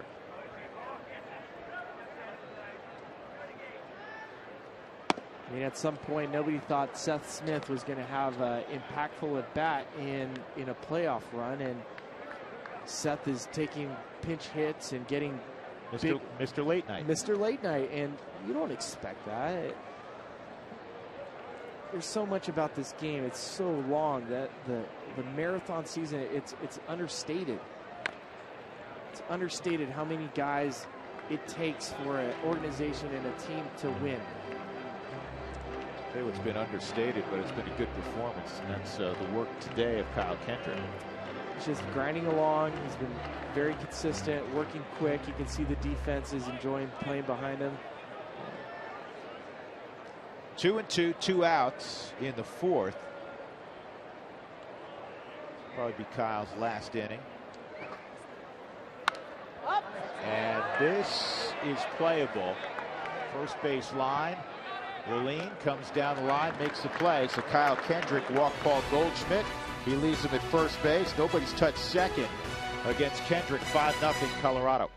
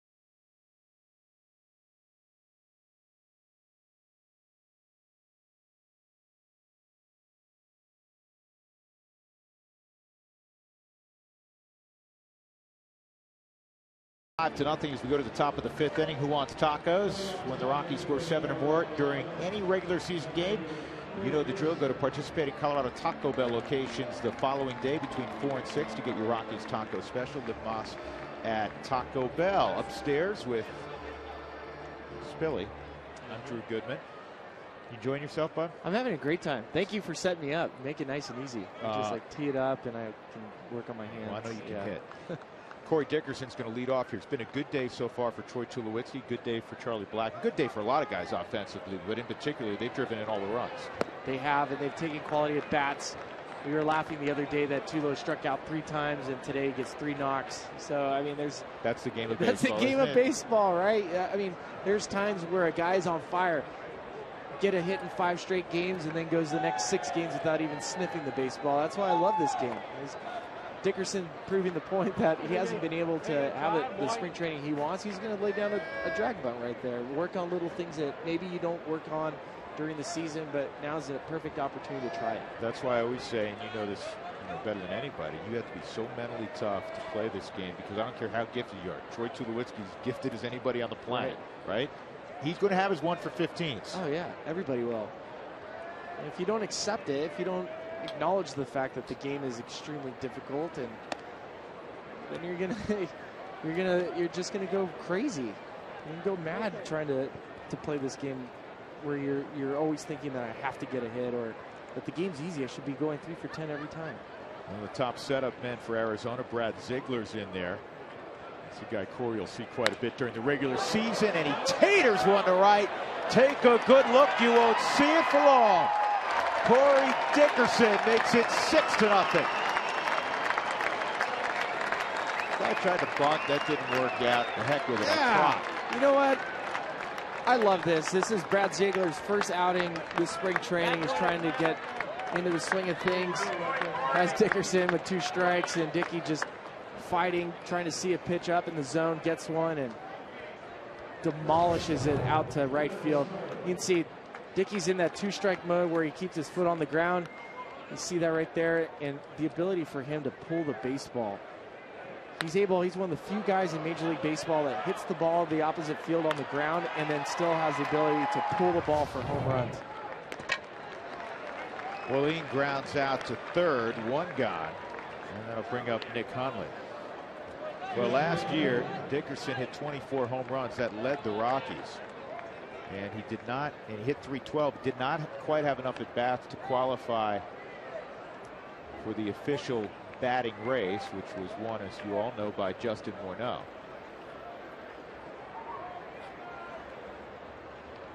Dickerson has the ability to be a 25 to 30 home run guy. Special offensive talent. Hundley takes a strike. Nick's had a good camp. 2 for 2 today, a couple knocks yesterday, including a double, learning the pitching staff. He's got 2 hits today. It's been well received, and the Rockies do exhaustive research, as most clubs better do when you bring in somebody. Nick Hundley is just a terrific guy too, so he's going to fit into a clubhouse immediately, and he brings leadership characteristics. And you need that from your catcher. Say it over and over again, and I don't mind saying it. The best teams in baseball have great catchers. Look at playoff teams every single year. They're going to have the similar. It's like football. The teams with the better quarterbacks, they have a greater chance of making it to the playoffs and succeeding. Yadi Molina, Buster Posey, Salvador Perez with Kansas City. These are all great catchers. Jonathan Lucroy is going to eventually get to the playoffs multiple times. All fans on opening day, April 10th, will receive a 2015 Rockies Magnet schedule courtesy of King Soopers. Tickets for the rest of the opening weekend, April 11th and 12th, are still available.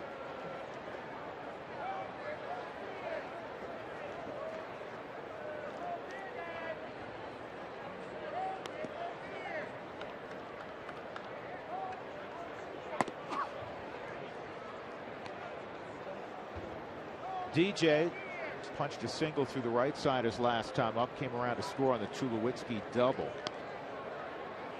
1 for 2.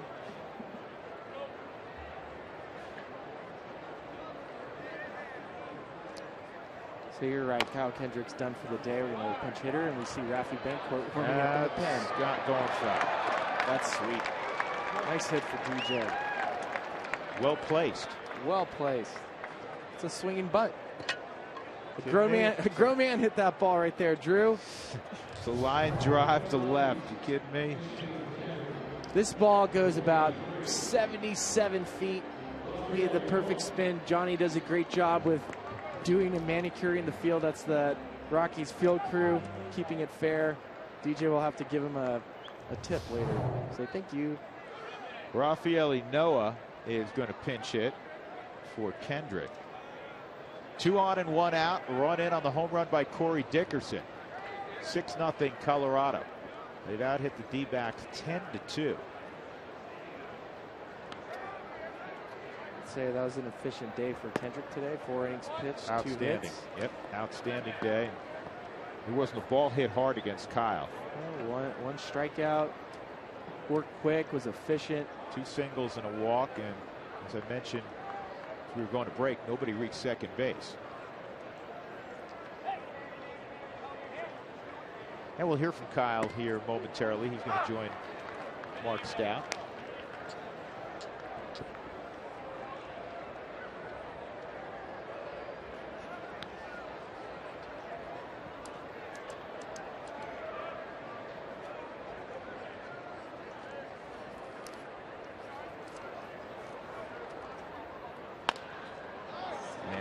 Is bounced to second, and it turns into a double play. 4-6-3 on the turn for Arizona. Rockies get a home run from Corey Dickerson.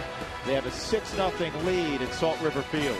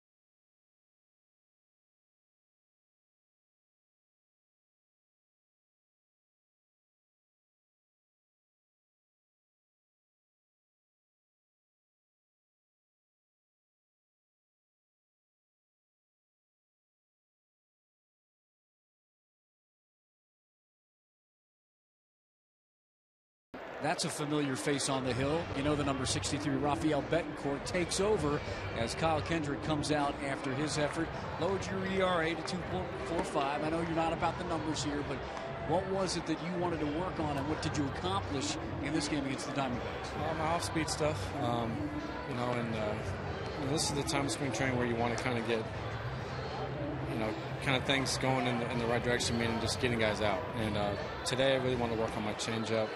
And that was the main thing. You know, beginning of spring and until today, you know, and inside work, it's been a little, you know, not as consistent as I would like it to be. And really wanted to work on that, and felt like it was better today. And you know, just keeping the ball down and you know, attacking the strike zone. What kind of outs do you get with your changeup? What are you expecting the way you utilize it? Outs, just trying to get just outs? guys, you know, trying to get guys out in front. Obviously, you know, just keep guys off balance. You know, mixing them in behind in the count. I think that's a big, you know, good time to throw it.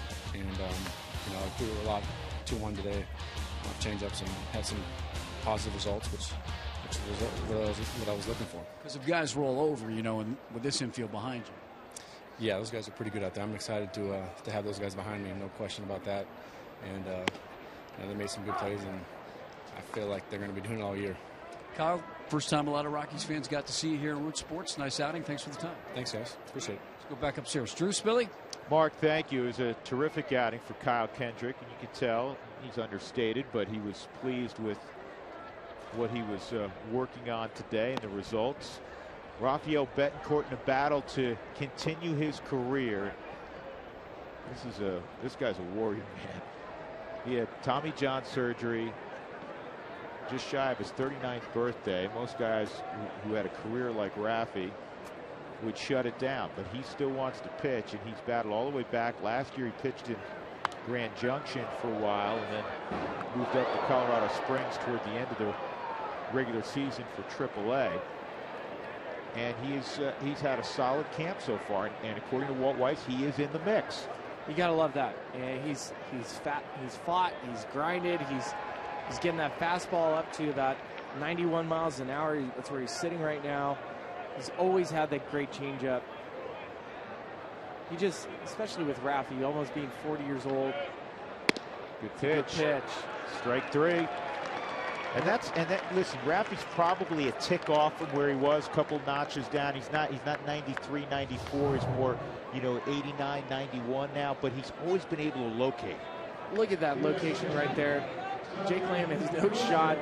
And what makes Rafi so great is that his ability to hide the baseball. He went and played in Japan. I don't know if people know this, but he went from American baseball. He was struggling, played in Japan. It shortened up his arm swing. So if you watch Rafi, he has a very short arm swing, a lot of deception.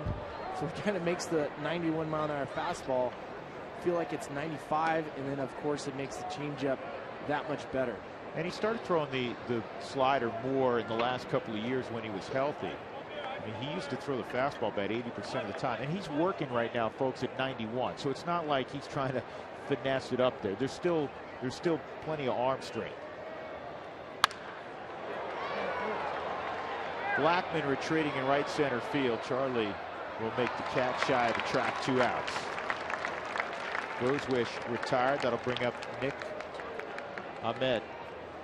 I used to play catch with Rafi all the time as a player, and in days where I wasn't getting at bats or in the lineup, I would go and sit in the bullpen and take at bats off guys in the bullpen, at least dry swings. And Rafi was one of the few guys I could never pick up the baseball. I could never see the baseball coming out of his hand. Well, you're not alone. I mean, you'd hear that a lot with him. Even as you're watching from behind, you could see it. The very quick arm swing, the ball comes almost, it looks like it's coming from behind his hat. So you don't have that opportunity to recognize pitch. I've always said deception and movement to me are one of the 2 most important keys to being a successful pitcher. Everybody wants to see the velocity, but if you're showing the batter the ball, 95, 96, 97 doesn't make that big of a difference. If you're throwing 88 to 90 with a lot of deception, have a little movement, it makes it that much harder for the player to recognize the pitch. 0-2. Fastball outside, 1-2. Looks like he's working with a little better tempo also. Yeah, Rafi was notorious for taking about 95 seconds in between pitches, and maybe the shot clock is good. It doesn't go, there isn't a countdown during the game with the shot clock, but he knows he needs to stay on the mound. Good spot. See you later. Great inning for Rafael Betancourt. Couple of strikeouts. Quick work for Rafi as he gets Lamb, Gozwish, and Ahmed. Rockies as we go to the 6th, leading 6-0 over Arizona.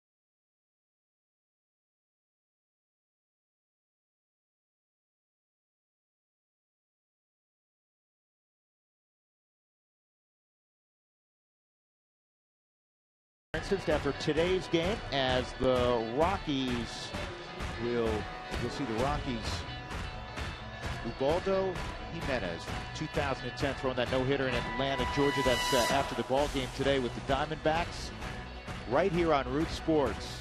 Special night in Atlanta, Georgia. We'll do that every Sunday here on Root Sports. Classic Rockies ball games. Rockies with a 6-0 lead.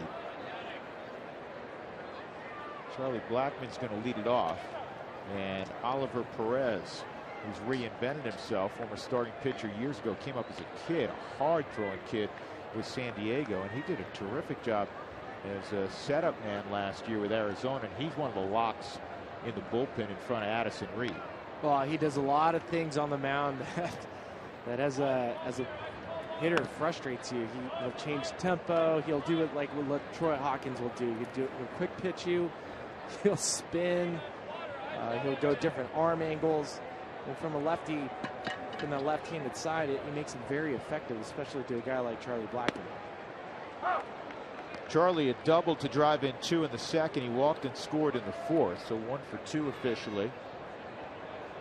All-Star season last year for Chuck Nasty. 288 average, 19 home runs, 72 driven in.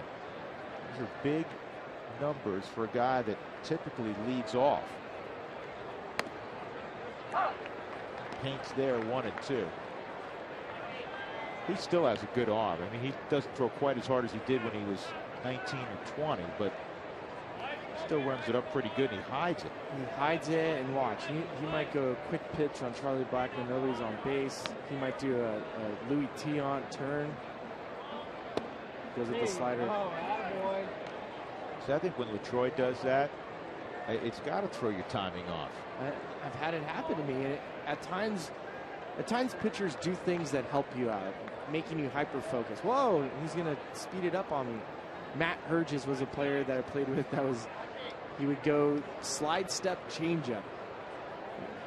makes you think the ball's coming out quick, and then he throws a changeup. There you go. Louis Tiant. And pounded into the ground, and a good pickup by Goldschmidt. 1 out. Drew Stubbs will be next. Drew's 0 for 3.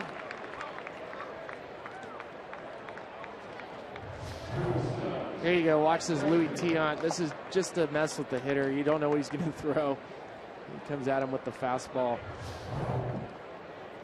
Those antics sometimes, when you're on the opposition, you think they're tired. You're like, oh, I don't like it when a guy does that. But when you have him as a teammate, I love it, right? It's throwing the hitter off.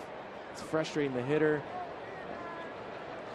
So it can rub some guys the wrong way. It can rub some guys the right way.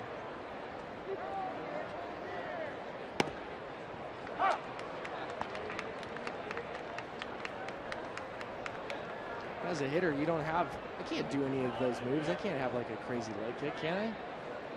Is there a Louis Tiant version for a hitter? No. Yeah, well, we talked about it earlier, BK. Oh, there you go. 2-strike count on Drew.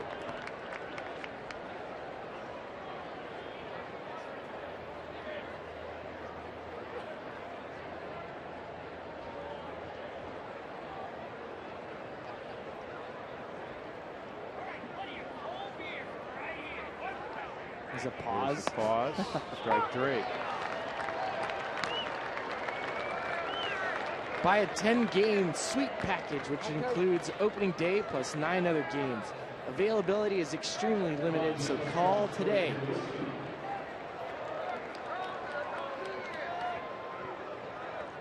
Two outs, and Tulowitzki will get his 4th at bat. Probably be all for Troy after this AB. He's had a decent day. Single in the 1st, single in the 3rd, 3-run double in the 4th. Yeah, I think if he continues to have a spring training, I think he'll be okay this year. A chance to break with the club when they head to Miller Park in Milwaukee. I think he might have a shot. You save a seat for him on the plane? I won't save a seat for him, but I'm going to guess that he should be on it. I'm not going to be a GM over here.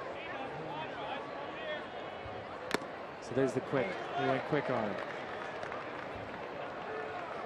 So far we've seen the Louis Tiant, the mid-pitch pause, the set quick and throw fast, the sidearm slider. His whole repertoire is on display right now if you're paying attention, scoring at home.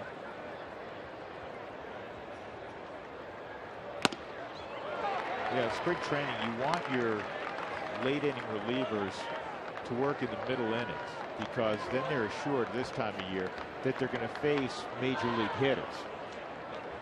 Because Perez may work a lot of 8th innings, but by the time the 8th inning rolls around in mid-March, you're facing guys who are in Double-A probably. You're facing number 94. Right. What was that? Troy hammers this to right, but it is right at David Peralta. 1-2-3 inning for Perez in the 6th. Rockies leading 6-love.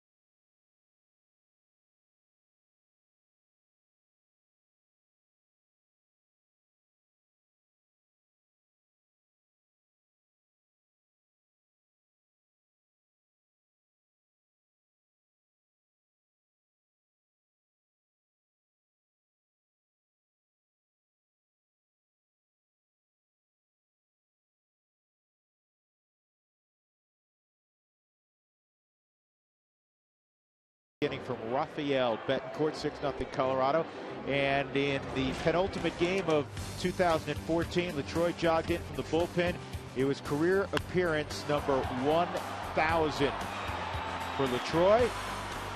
Not a whole lot of folks have appeared as a pitcher in 1,000 games. So when he appears, hopefully several times in Milwaukee, he'll be building on his next 1,000.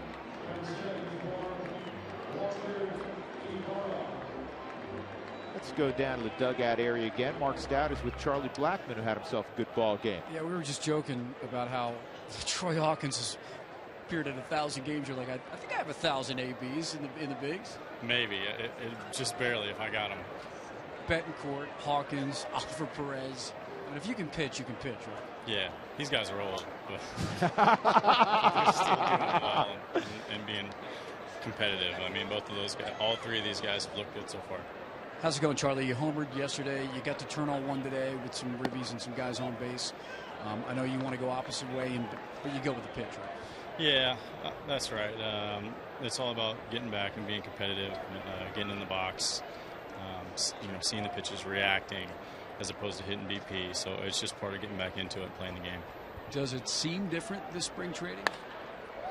It's a little bit different in the sense that I can pick things that I want to work on. So I can see a lot of pitches if I want to see a lot of pitches instead of just strictly trying to get as many hits and win as many games as I can. Spilly's upstairs. Tell that story about how when you came to the big leagues, it was Ryan Spilborghs that kind of took you under his wing and showed your... It really was. I remember my first big league spring training. There wasn't a whole lot of position players there with me.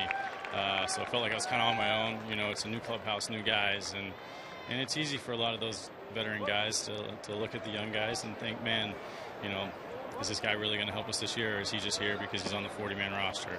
And but Spilly pulled me aside and said, hey, man, like, you're here because you deserve to be here, and you're going to play well. As soon as you start to realize that you deserve to be here and that you're comfortable, you'll really start playing.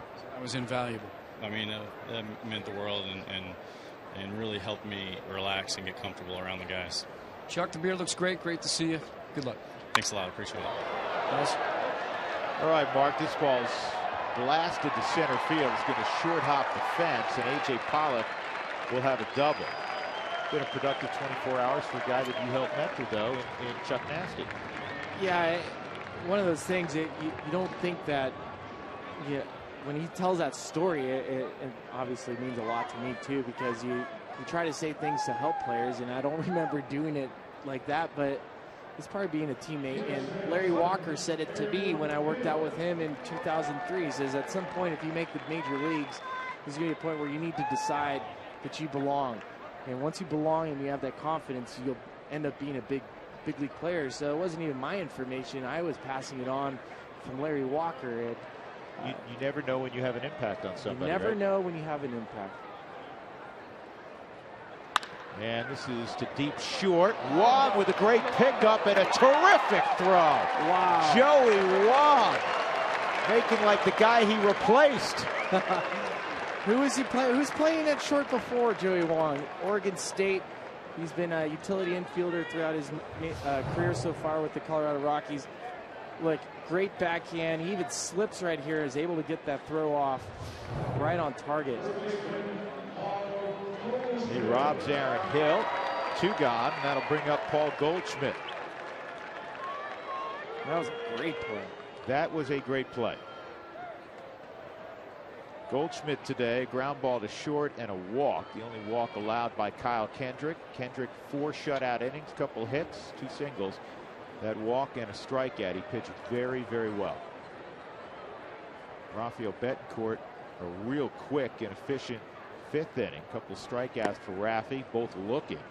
And now LaTroy Hawkins with 2 outs and a man aboard here in the 6th inning. Rockies got a 3-run double from Troy Tulowitzki.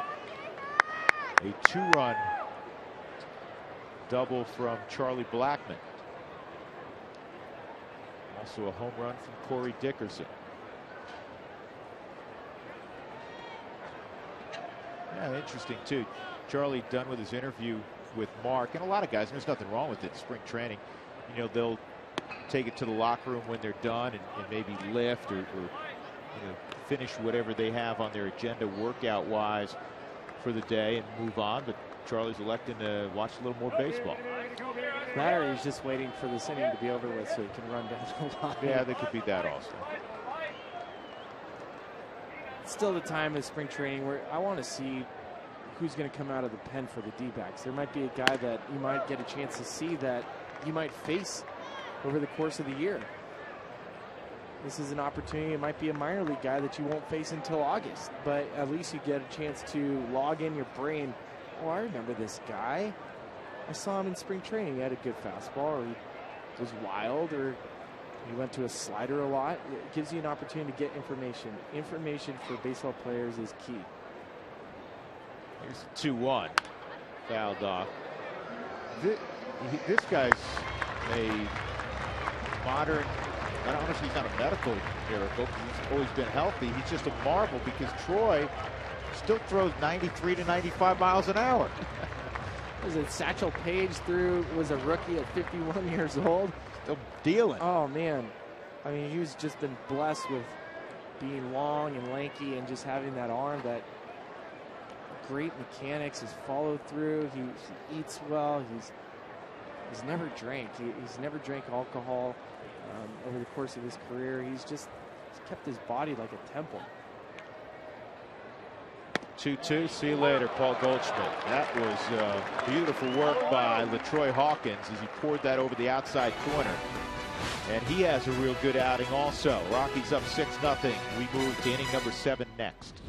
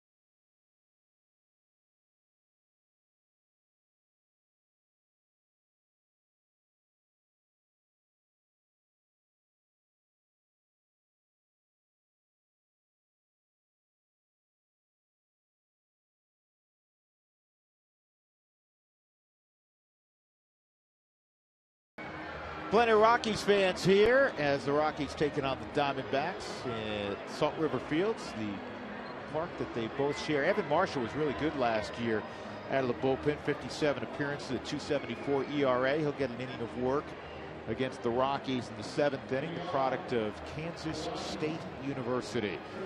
Nolan Arenado is 0 for 3. He'll hit first against Marshall. Dickerson on deck, and then Willeen Rosario.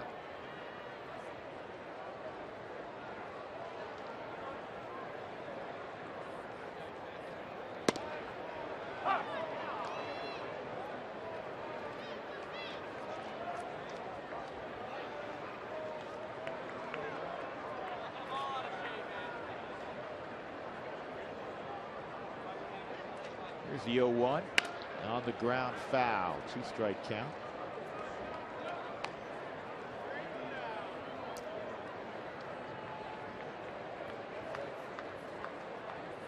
Nick Buss in center field now for A.J.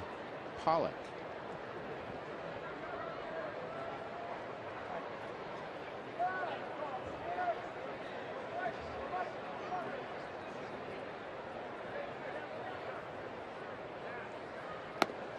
like a bullpen day for Arizona. A lot of times you'll see back-to-back starters work. The Rockies did that yesterday with Bettis following,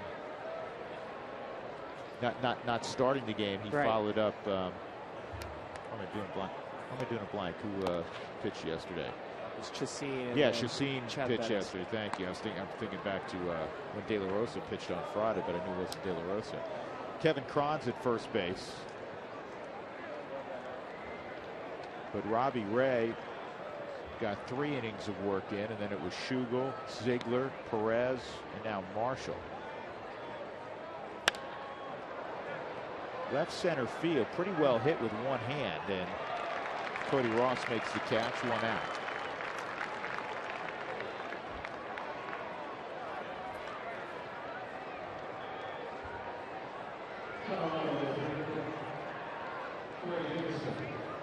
Well, it's kind of like what the Rockies are doing today. They're throwing their bullpen. We see Rex Brothers starting to warm up in the Rockies bullpen. He'll be following next inning.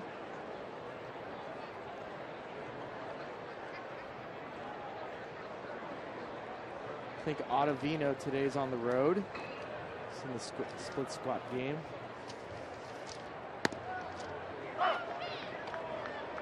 Or no, he's throwing tomorrow. Him and Brooks Brown, Tommy Canley. Yeah, no split squad today. No, I messed up. I have to hold it over my head like that. No, you can't. It's hard to feel like next week we're doing a game here, I know. and half the club will be led by Vinny Castilla down in Hermosillo, Mexico. Last at bat, Brad Ziegler tried to sneak one past Corey Dickerson. Did not work out for Ziegler. He hit it into the seats.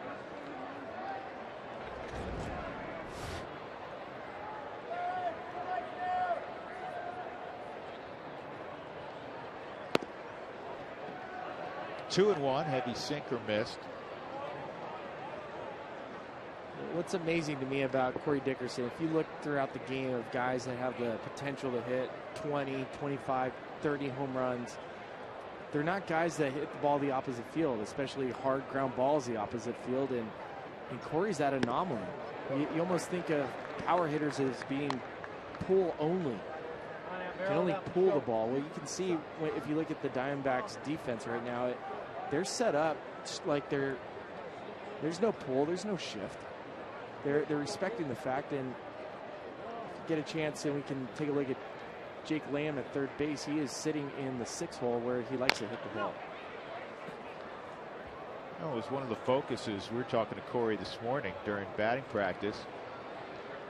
One of his focuses is to try to go the other way a little bit more.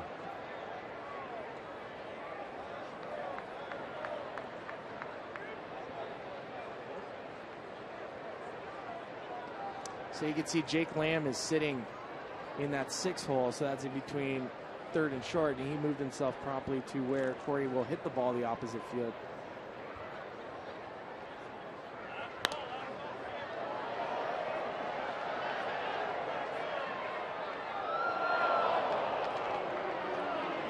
An error in the stands, Billy.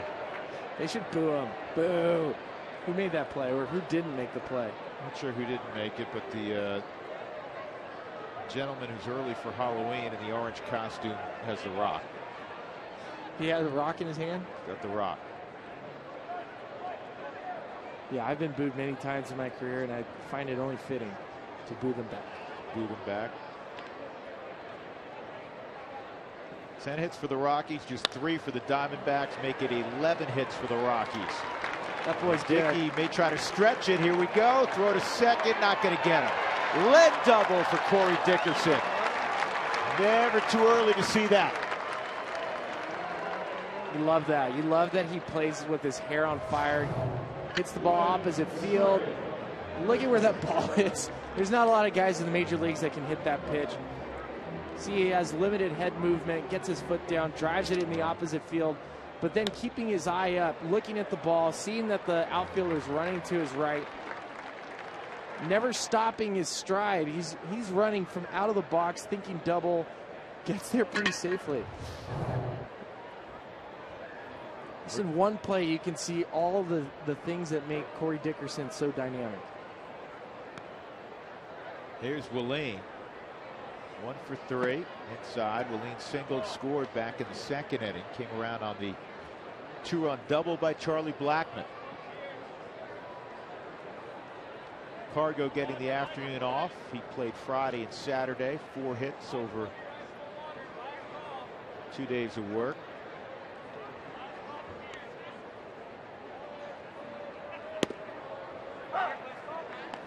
Ball and a strike on Rosario.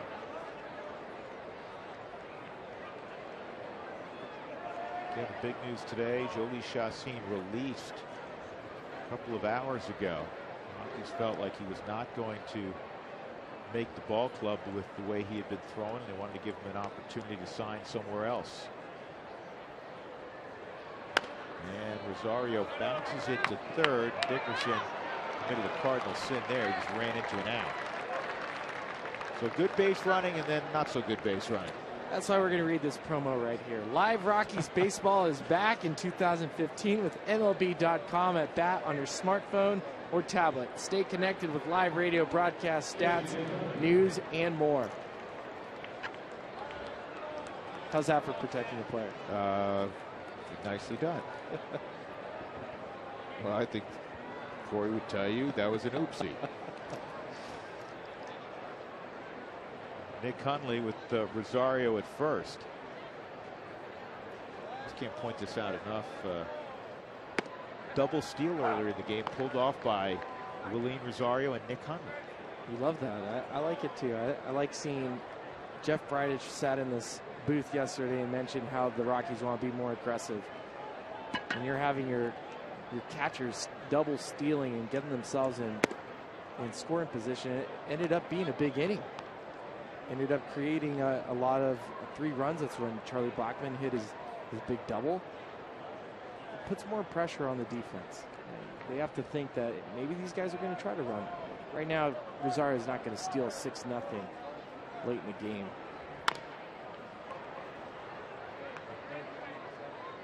And that'll end the inning as Hundley grounds out to short. Rockies leading 6-0. Stretch time in Scottsdale.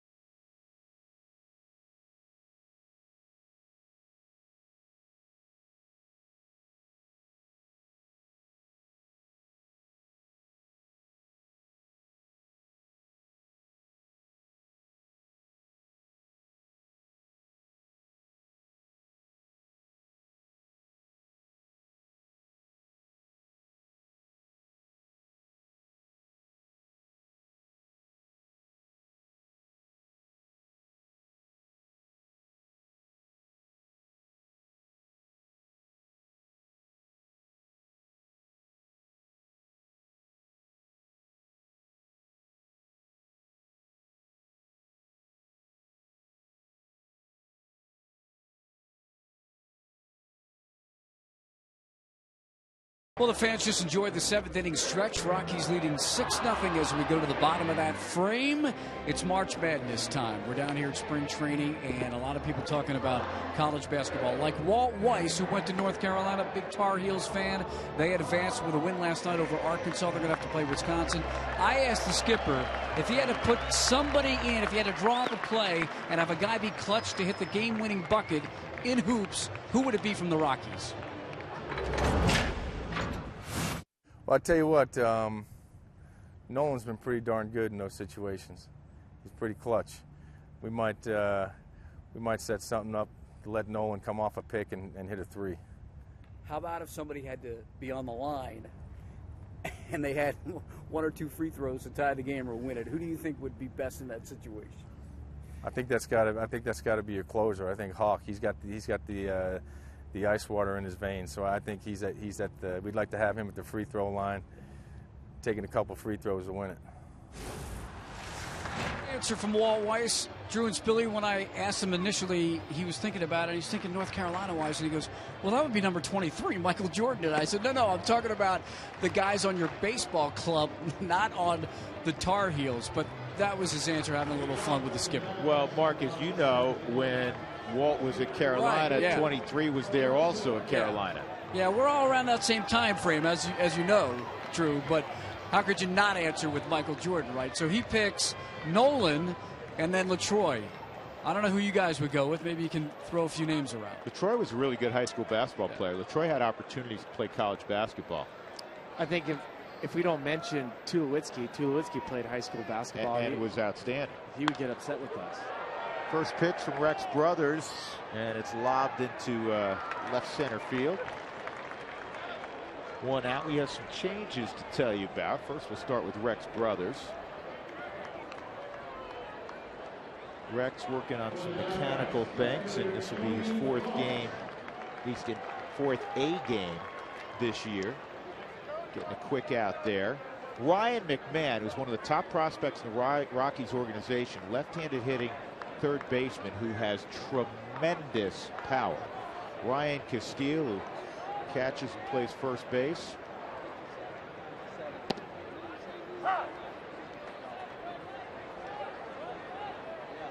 Well, McMahon is a guy that they've even said potentially could be as good as Nolan at third base with the glove.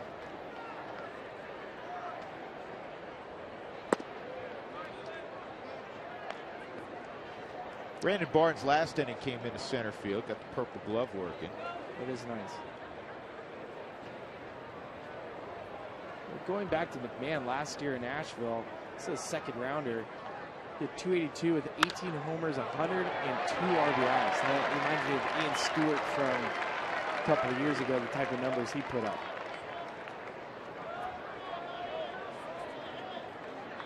Kyle Parker's in left field now.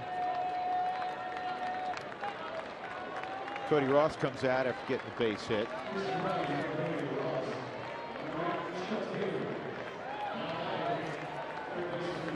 Get a number, Spilly, on who ran into first base?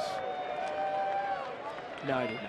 That's Jonathan Daza in right field for the Rockies. Yesterday I quit in the sixth inning once the Dodgers made the line change. Did you do it again? I'm still trying to keep track.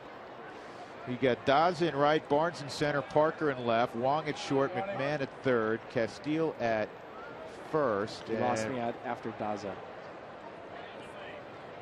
And Zach Osborne's at second. Ozzy's kid.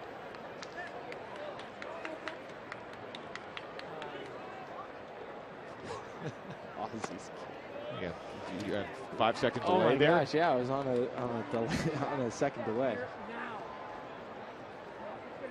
Is Sharon here watching his son play? Your son play? Sherrod. Of course.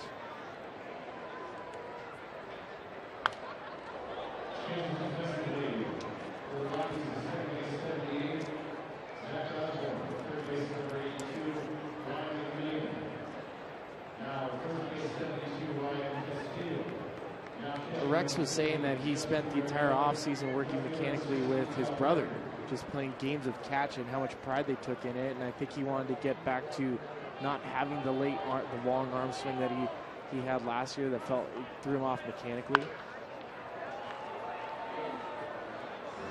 To my eye right now, I can tell that arm swing back is already shorter. There's times you do things in your career where you think you're making a change for the better, when in fact it hurts you. And I think last year, when you look at Rex's brother in the season he had, you can't blame mechanics on everything, but it certainly didn't help him.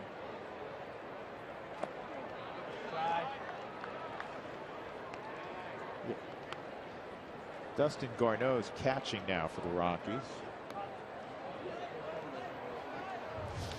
And here you go. You can see Rex is more on the backside like he used to be. There's the shorter arm swing that he had maybe 2 years ago. Allows that deception, allows that slider to be a little more effective. I think last year he got a little long with that arm swing. Allowed hitters to see the ball a little more comfortably. That's a good pitch right there. 3-2 fastball. See you later. 2 outs. Choppy Goeswish will come up. That's a fastball, and you can see Lamb doesn't have a very good eye of seeing the ball out of his hand, and Rex just paints it. And last year, the fastball command for Rex was not there. He was not able to locate a fastball down away. He couldn't locate one inside. And you know, when you're playing catch with your brother who's been playing catch with you year after year, he's the one that's the most familiar with you. He's the one that's probably seen you throw it, and he can say, hey, Rexy, it doesn't look right. It doesn't look right. I might not be able to be a pitching coach. I may not be able to coach you like a Steve Foster or Darren Holmes, but I've seen you throw my entire life, and having that brother there to support you and play catch and get you back to the form where you've been successful, that's great. That's a cool story to hear that. Just missed. A ball and a strike on Goeswish, who's 0 for 2. And Rex's velocity is back. He's throwing the fastball right now at 94 miles an hour. He had about a 2 miles an hour off his fastball last year. And a weak ground ball to short, and misplayed by Wong. Kind of ran himself in. You know, you got a catcher running, and he kind of ran himself into an in-between hop, didn't he? It looks like he did it. It may have taken a funky hop off the dirt. The dirt's getting drier as the days progressed. You can see Wong doesn't get the longer hop that he was hoping for, especially with the runner that Tuffy Goeswish is. He probably could have sat back a little bit longer. He's already made one great play. Can't expect him to make them all, right, Drew? Doesn't work that way. Can't field 1,000, can't hit 1,000. Nope. Nick Ahmed at the plate, 0 for 2. Ground ball to short, and a strikeout for the Yukon product. Good pitch. So you have Kentucky winning it all on the men's side, and UConn winning it all on the ladies' side. Way to go out on a limb, Drew. Yeah. Well, does anybody else have that? I think everybody has that. Oh, is that what everybody has?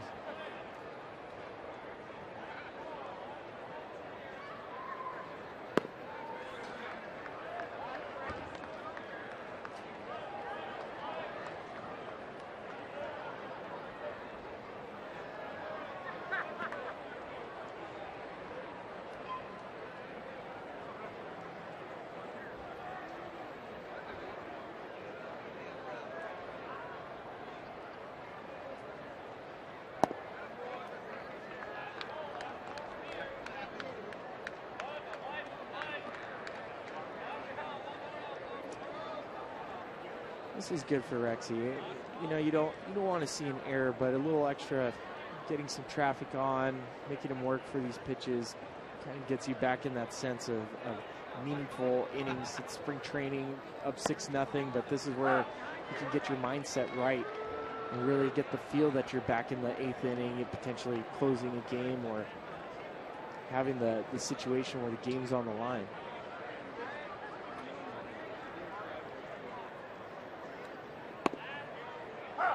There's a strike. 3-2.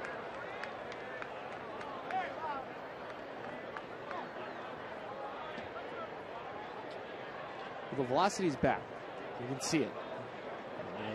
Pitch FX on our screen right here is showing it. His velocity is back.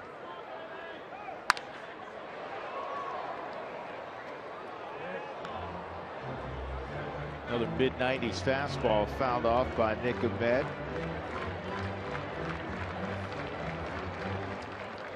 That's a good sign for the Rockies if we can get Rexy back.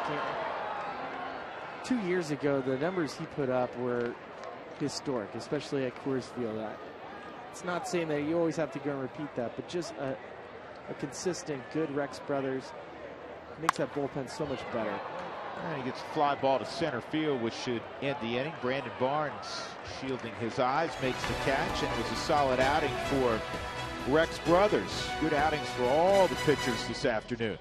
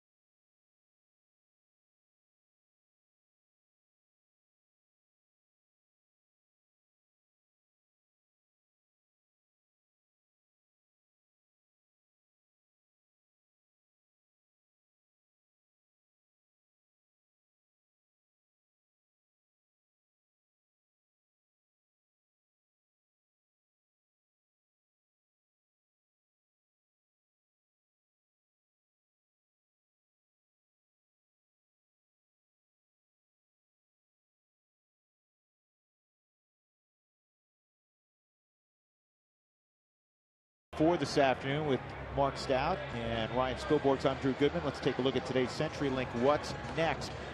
We're on the air again Thursday evening as we'll broadcast from the Rangers facility here in the Phoenix area. Friday we'll be in Peoria as the Rockies take on the Padres, and then Sunday the Rockies and Diamondbacks once again right here at Salt River Fields.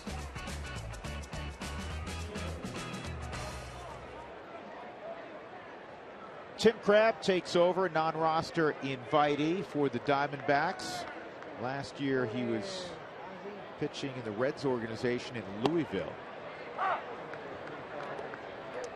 You got Rule 5 from the AAA portion of the Rule 5 draft in December of 2014. So just got this guy. Yep, this is Zach Osborne, and he hits a slowly hit ball up the third base line. He's out by a step.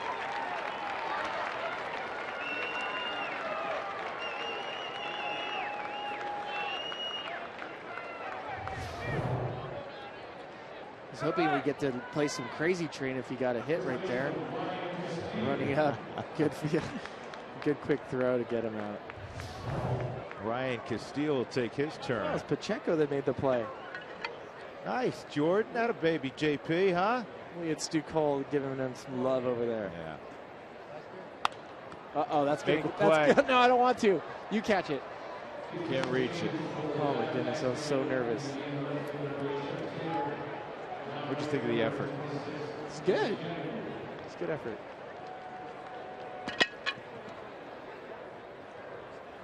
Yeah, Pacheco's going to be in the mix for that, final roster spot or so, and he kind of like a Matt McBride for the Rockies, as you know, because of his versatility.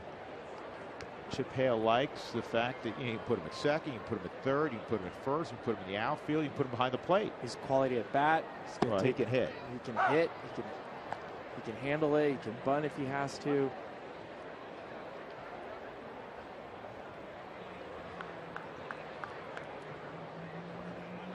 Our good friend from Albuquerque. That's right. Product of the University of New Mexico as well.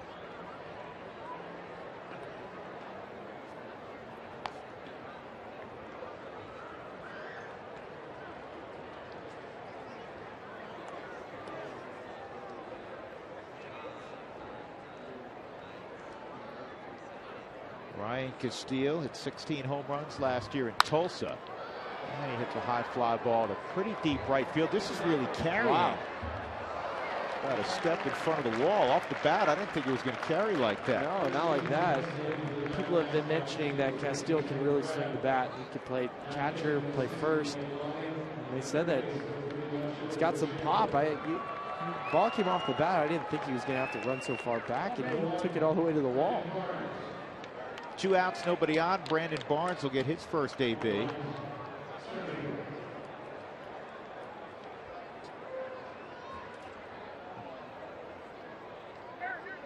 Well, you see the tweet sent out by Jolie Chacín earlier. I knew this could happen. Baseball is a business. I just didn't think.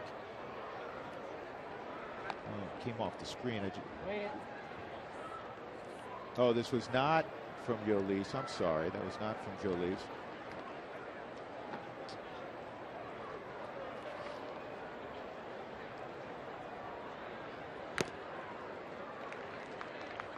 I just didn't think it would happen so soon. That was a quote from Jolise, but released by Thomas Harding. Well, I think it was Rafael Rojas. And again, Chacín released earlier today.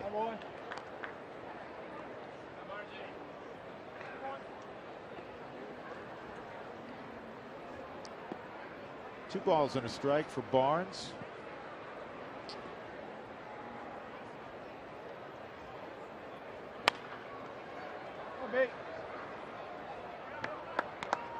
Remember 2012, I'm with the Cleveland Indian and ended up getting cut the last day of spring training, and there's that period where you don't know what's going to go on. You don't know if you're going to stay with that team, if you're going to go to AAA with that ball club, if you're want to take your chances with another team. Spring training is definitely a stressful period if you're on the bubble. They're different spring trainings. When you talk about veteran guys with multi-year contracts, they're getting their work in, they're preparing for a season. And you know, it's like the old line with a veteran pitcher who didn't have a good outing, the manager and say, well, he got his work in. Yeah. Well, that doesn't fly for a guy that's trying to make a club. He can't just get his work in. He has to get his work in, and the work has to look pretty good. Charlie Blackmon just said it in his post-game interview with Mark Stout, how this is a camp spring training where he can see pitches. He doesn't feel like he has to get a hit every single at bat or have results and make everything win. That's a nice. Yeah, good swing there by Barnes, but it's a line out to short. Rockies done in the 8th inning. They have a 6-0 lead.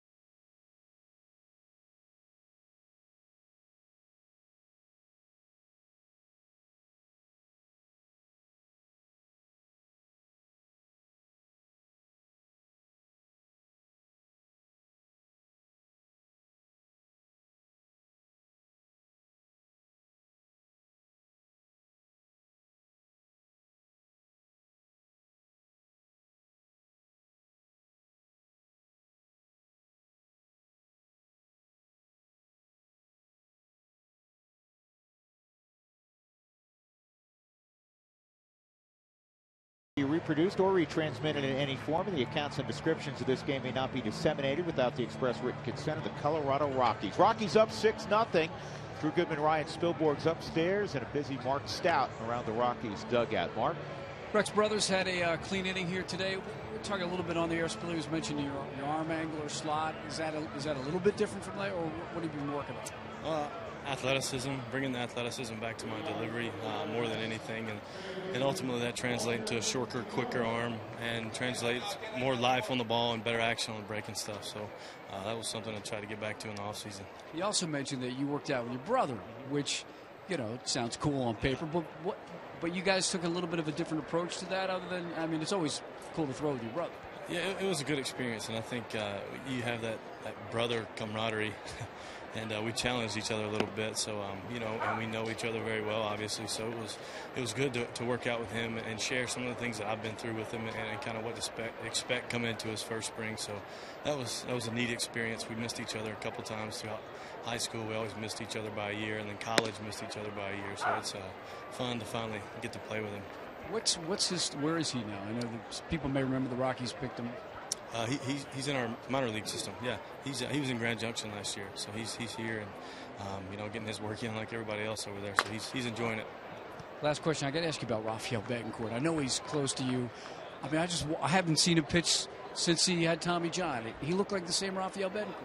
You know, Rafi, he said something to me a long time ago, and it stuck, and it just epitomizes what he's about. He said, never take a day for granted, and he never does. And you know, it's testament to him coming out here and throwing the ball the way he did. I mean, it doesn't surprise me, honestly. So I'm happy for him and happy he's healthy and able to compete. Max, we'll see you this season. Thanks. Yeah, thank you, guys. All right, Mark. Walter Ibarra is the first out of the inning against Boone Logan. Rockies have the possibility of having 3 left-handers down in their bullpen. Boone Logan, of course, and the guy you just heard from naturally, and Rex Brothers, Christian Friedrich, who we saw yesterday throw the ball well again. And when you have that, when you have three lefties that you can match up throughout the game, and Boone can match up very well against right-handers, as we just saw him strike out Ibarra with a slider down in the dirt. That gives Walt a lot of options. It gives him a lot of matchup nightmares for other teams. Think about the Giants. The Giants are left-handed heavy. So being able to match up and have Rex face a guy, then you can come in with a right-handed reliever, and it's the part of the game that we've been talking about, how baseball is lengthening out the time of the game. There's nothing to do with the amount of pitches or the batters coming out of the batter's box. It's the matchups, but it is part of the game, and being able to have a bullpen with an arsenal of brothers that is throwing well, and Boone back to being where he was, and now you got Christian Friedrich as well. The Rockies bullpen is going to be in good shape.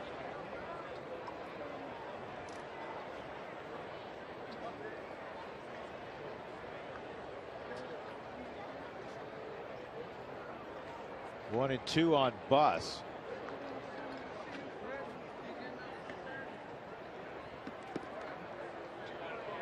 Good block. You say, well, why does the catcher do that? There's nobody on base. Just ask for another baseball from the umpire. You never want to get bullpen habits, as they say. That's the backbone. That's the team backbone. Dustin Garneau is an excellent defender back there. It's just habits. Those are great habits to have. I don't care if there's nobody on base. I'm going to block the ball. Center field.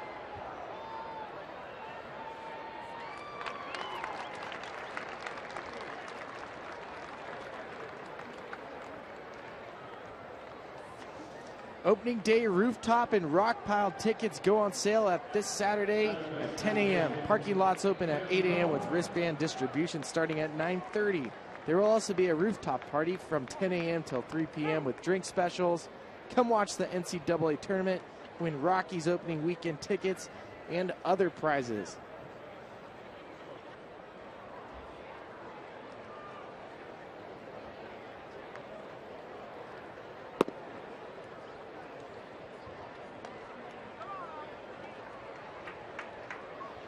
Kevin Cron at the plate.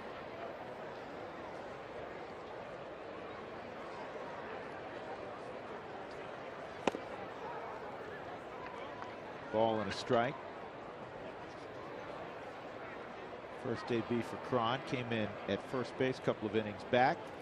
Rockies up 6-0. Tulowitzki had 3 hits today and a line out. Drove in 3 with a double. Ooh, good pitch. Charlie Blackmon drove in a pair with a double. Corey Dickerson a home run. And the pitching's been terrific. Kyle Kendrick 4 shutout innings, just a couple of singles. Betancourt, Hawkins, brothers, now Boone Logan have all looked sharp. 2-1 on Cron. Good slider. 2-1 slider, hitters count. Down 6-0. You're like, all right, should be getting a fastball. I'm going to jump him. I'm going to press Chip Hale right here, and Boone Logan throws a slider. Boone's not going to give in. That's the reliever in him. So you got to appreciate. Uh-oh, another one right at me. Not quite.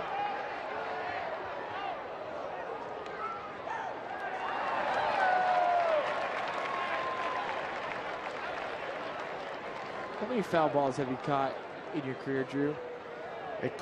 People ask me that all the time at Coors Field, and I think 2 or 3. I'm trying to remember if it's 2 or 3, and that's it. The balls don't come in there that much. Really? Yeah. Literally like once every 3 or 4 years.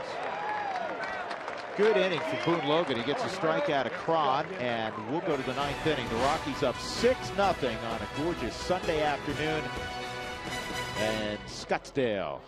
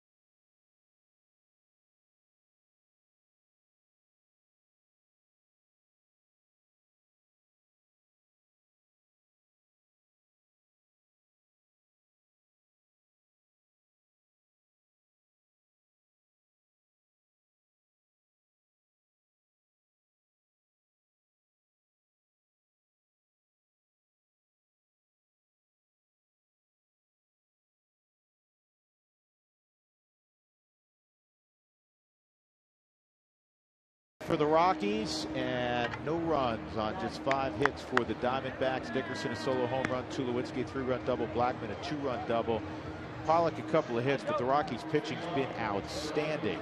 And in the top of the 9th inning, a new shortstop for Arizona. Fernery Osuna is at shortstop now, and Jeremy Accardo is on the hill. Former teammate of mine in AAA 2012 with Texas Rangers. We were in Round Rock together. It's a great teammate. He had quite a run with the Giants a couple years. He's got an outside chance to make it in the bullpen with the Diamondbacks.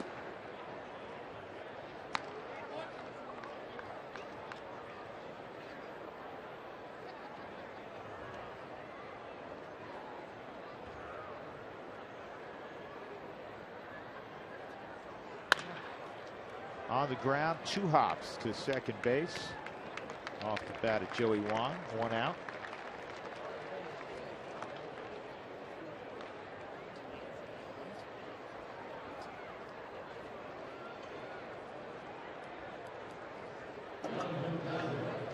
That'll bring up Jonathan Daza.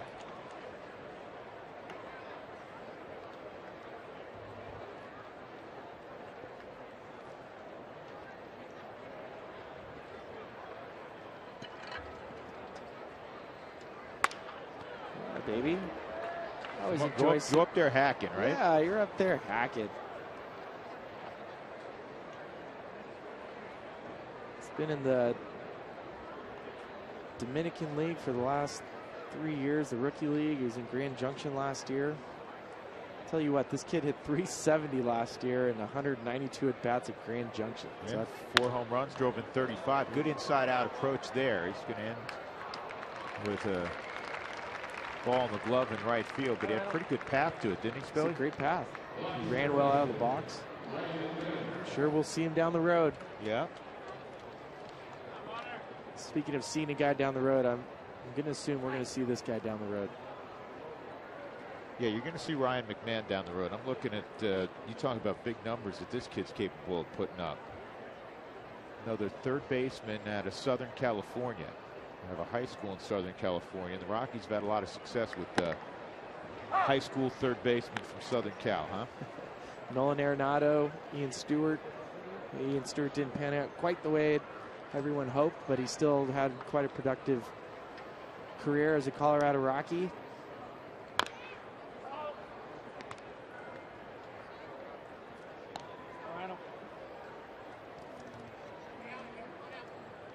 That Asheville team they had last year was sick, huh? Tremendous team. Tremendous team, and you would know better than anybody about the importance of playing together and the camaraderie that they enjoyed. Last year, McMahon hit 18 home runs, drove in 102 at Asheville while hitting 282. The year before, in his first taste of pro ball, at 18, he hit 321 in Grand Junction with 11 home runs, 52 driven in 218 at bats. That's pretty good. Yeah. Well, and you hope you keep these guys together. I think when you look at the, always go back to the 2007 Rockies, but that group of guys, Matt Holliday, Brad Hopp, Corey Sullivan, I'll throw him in the mix. Holliday, Atkins, I mean, they all played together for many, many years. It wasn't like on accident you get to the big leagues and, hey, we're teammates. These guys won together through the Carolina League. Now you have an opportunity with this group of Asheville. They'll be in high A together. They'll go to double A hopefully together. And the core group of guys that have been successful out of this group will grow in ranks together, push each other. I don't think people understand how important your teammate is to making you better. That competition, friendly competition. Well, you got 2 hits, I want to get 3.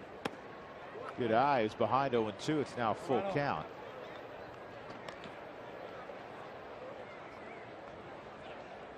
Athletic build, 6'2", 185 pounds, still filling out. He just turned 20 in December.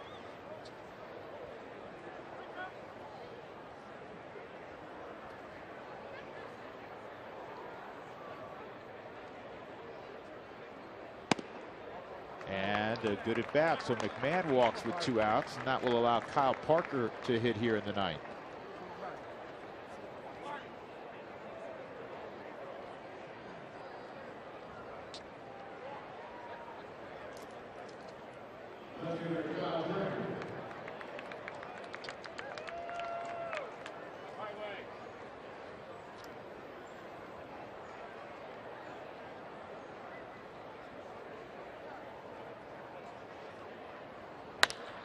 Parker hits a high fly ball to center field, pretty deep. And it is eventually tracked down by Nick Buss. So Parker didn't miss that by much. We'll go to the bottom of the 9th inning. The Rockies have all the runs.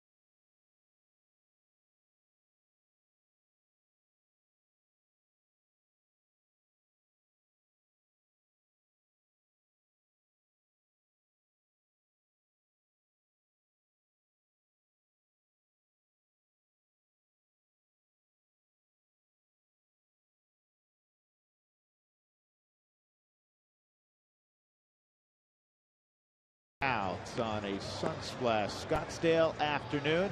They broke the record again. Yesterday, a new record at Salt River Fields. Today, they broke the record from yesterday. Close to 14,000 in attendance. John Axford, a new Rocky, but not new to the big leagues. Had a lot of success. And he's a guy that'll figure in late in ball games. Could close some also, and he's had a good spring. He's had a great spring. His velocity's up.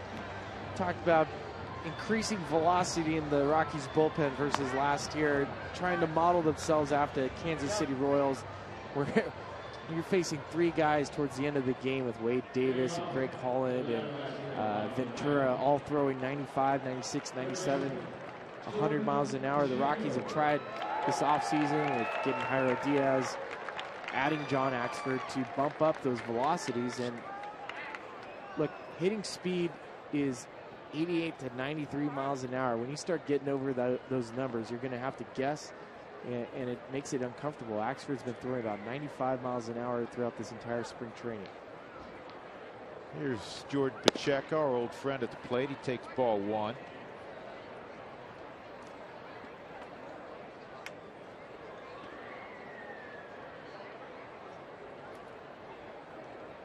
John reunited with LaTroy Hawkins, his friend from Milwaukee.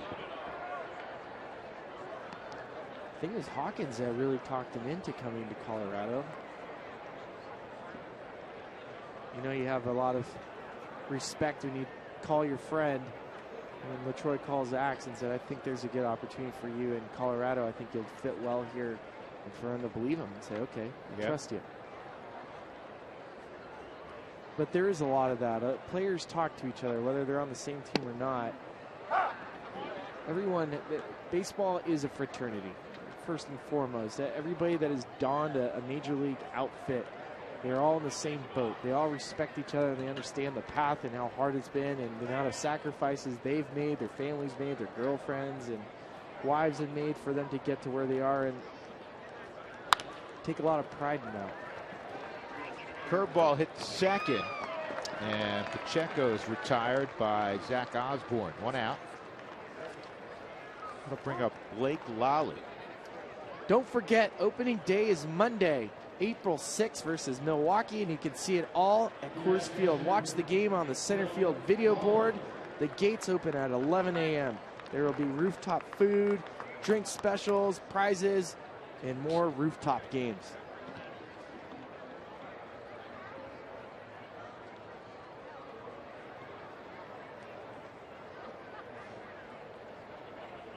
Lally's in the competition for playing time behind the plate. The Tuffy goes wish. I don't know if I've seen a team a little more than 2 weeks in front of opening day that has more potential jobs available. Usually you're talking about, there's a battle for the final spot or two in the bullpen. Yeah. We're unsure who our fifth outfielder is going to be. That's the type of things you hear. Maybe the last spot in the rotation, there's a two-man battle for. We said it earlier, there's 12 guys still vying for 3 starting spots in the rotation for Arizona. I mean, they're remaking this organization. Dave Stewart's in charge. Tony La Russa up top. Dave's brought in a couple of, Juan Watson is with him now. He's handpicked guys from around baseball that are well respected. And Chip Hale's back with Arizona, 10-year member of the Diamondback coaching staff. And then he left. He was in Oakland, and now he's back as the skipper.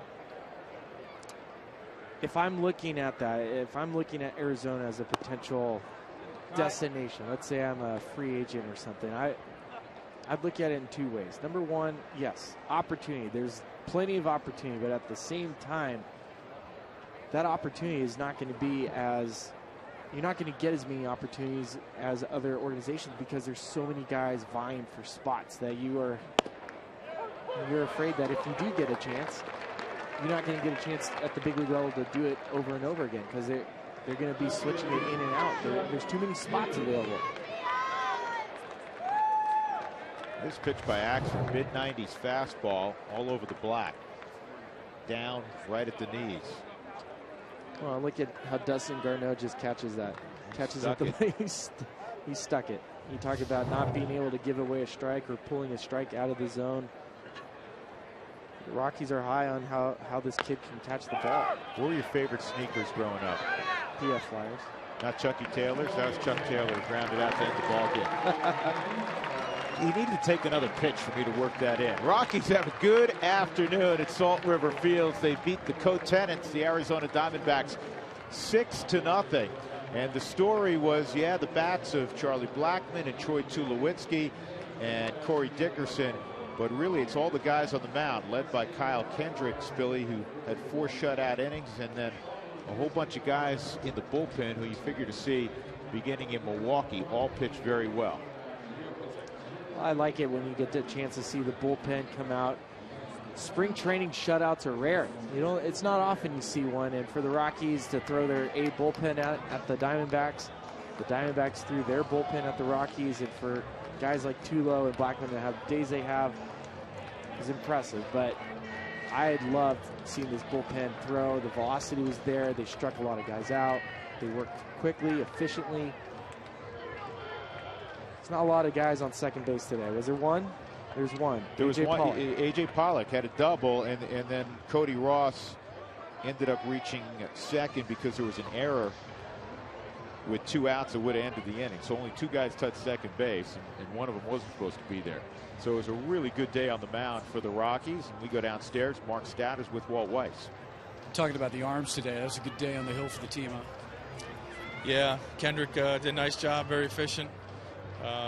Guys came out of the bullpen, did a great job, so it was a good day off the mound. Was Kendrick working on his changeup? Is that what he was trying to get down? That's one of his go-tos. He's got a cutter changeup mix that he uses well. He commands the ball both sides of the plate. He's surging out there. How about the guys that came in?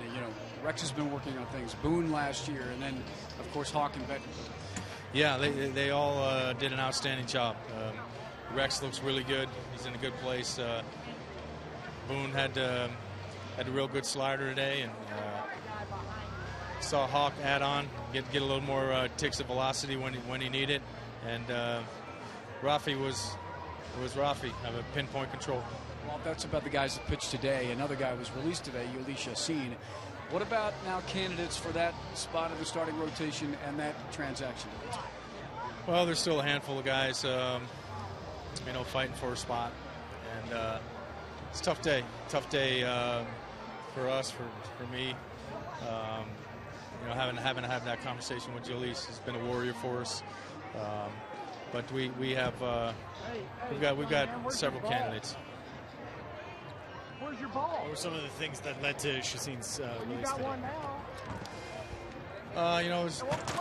We brought in a number of starters in the camp, and there was a lot of competition for that rotation spot, and just felt like Jolise was behind a few of the other guys. Is his velocity a concern? Not necessarily. I mean, we've seen him pitch at that velocity, be effective at that velocity. Just a matter of we had a few guys ahead of him. Thanks, Walt. All right, thanks.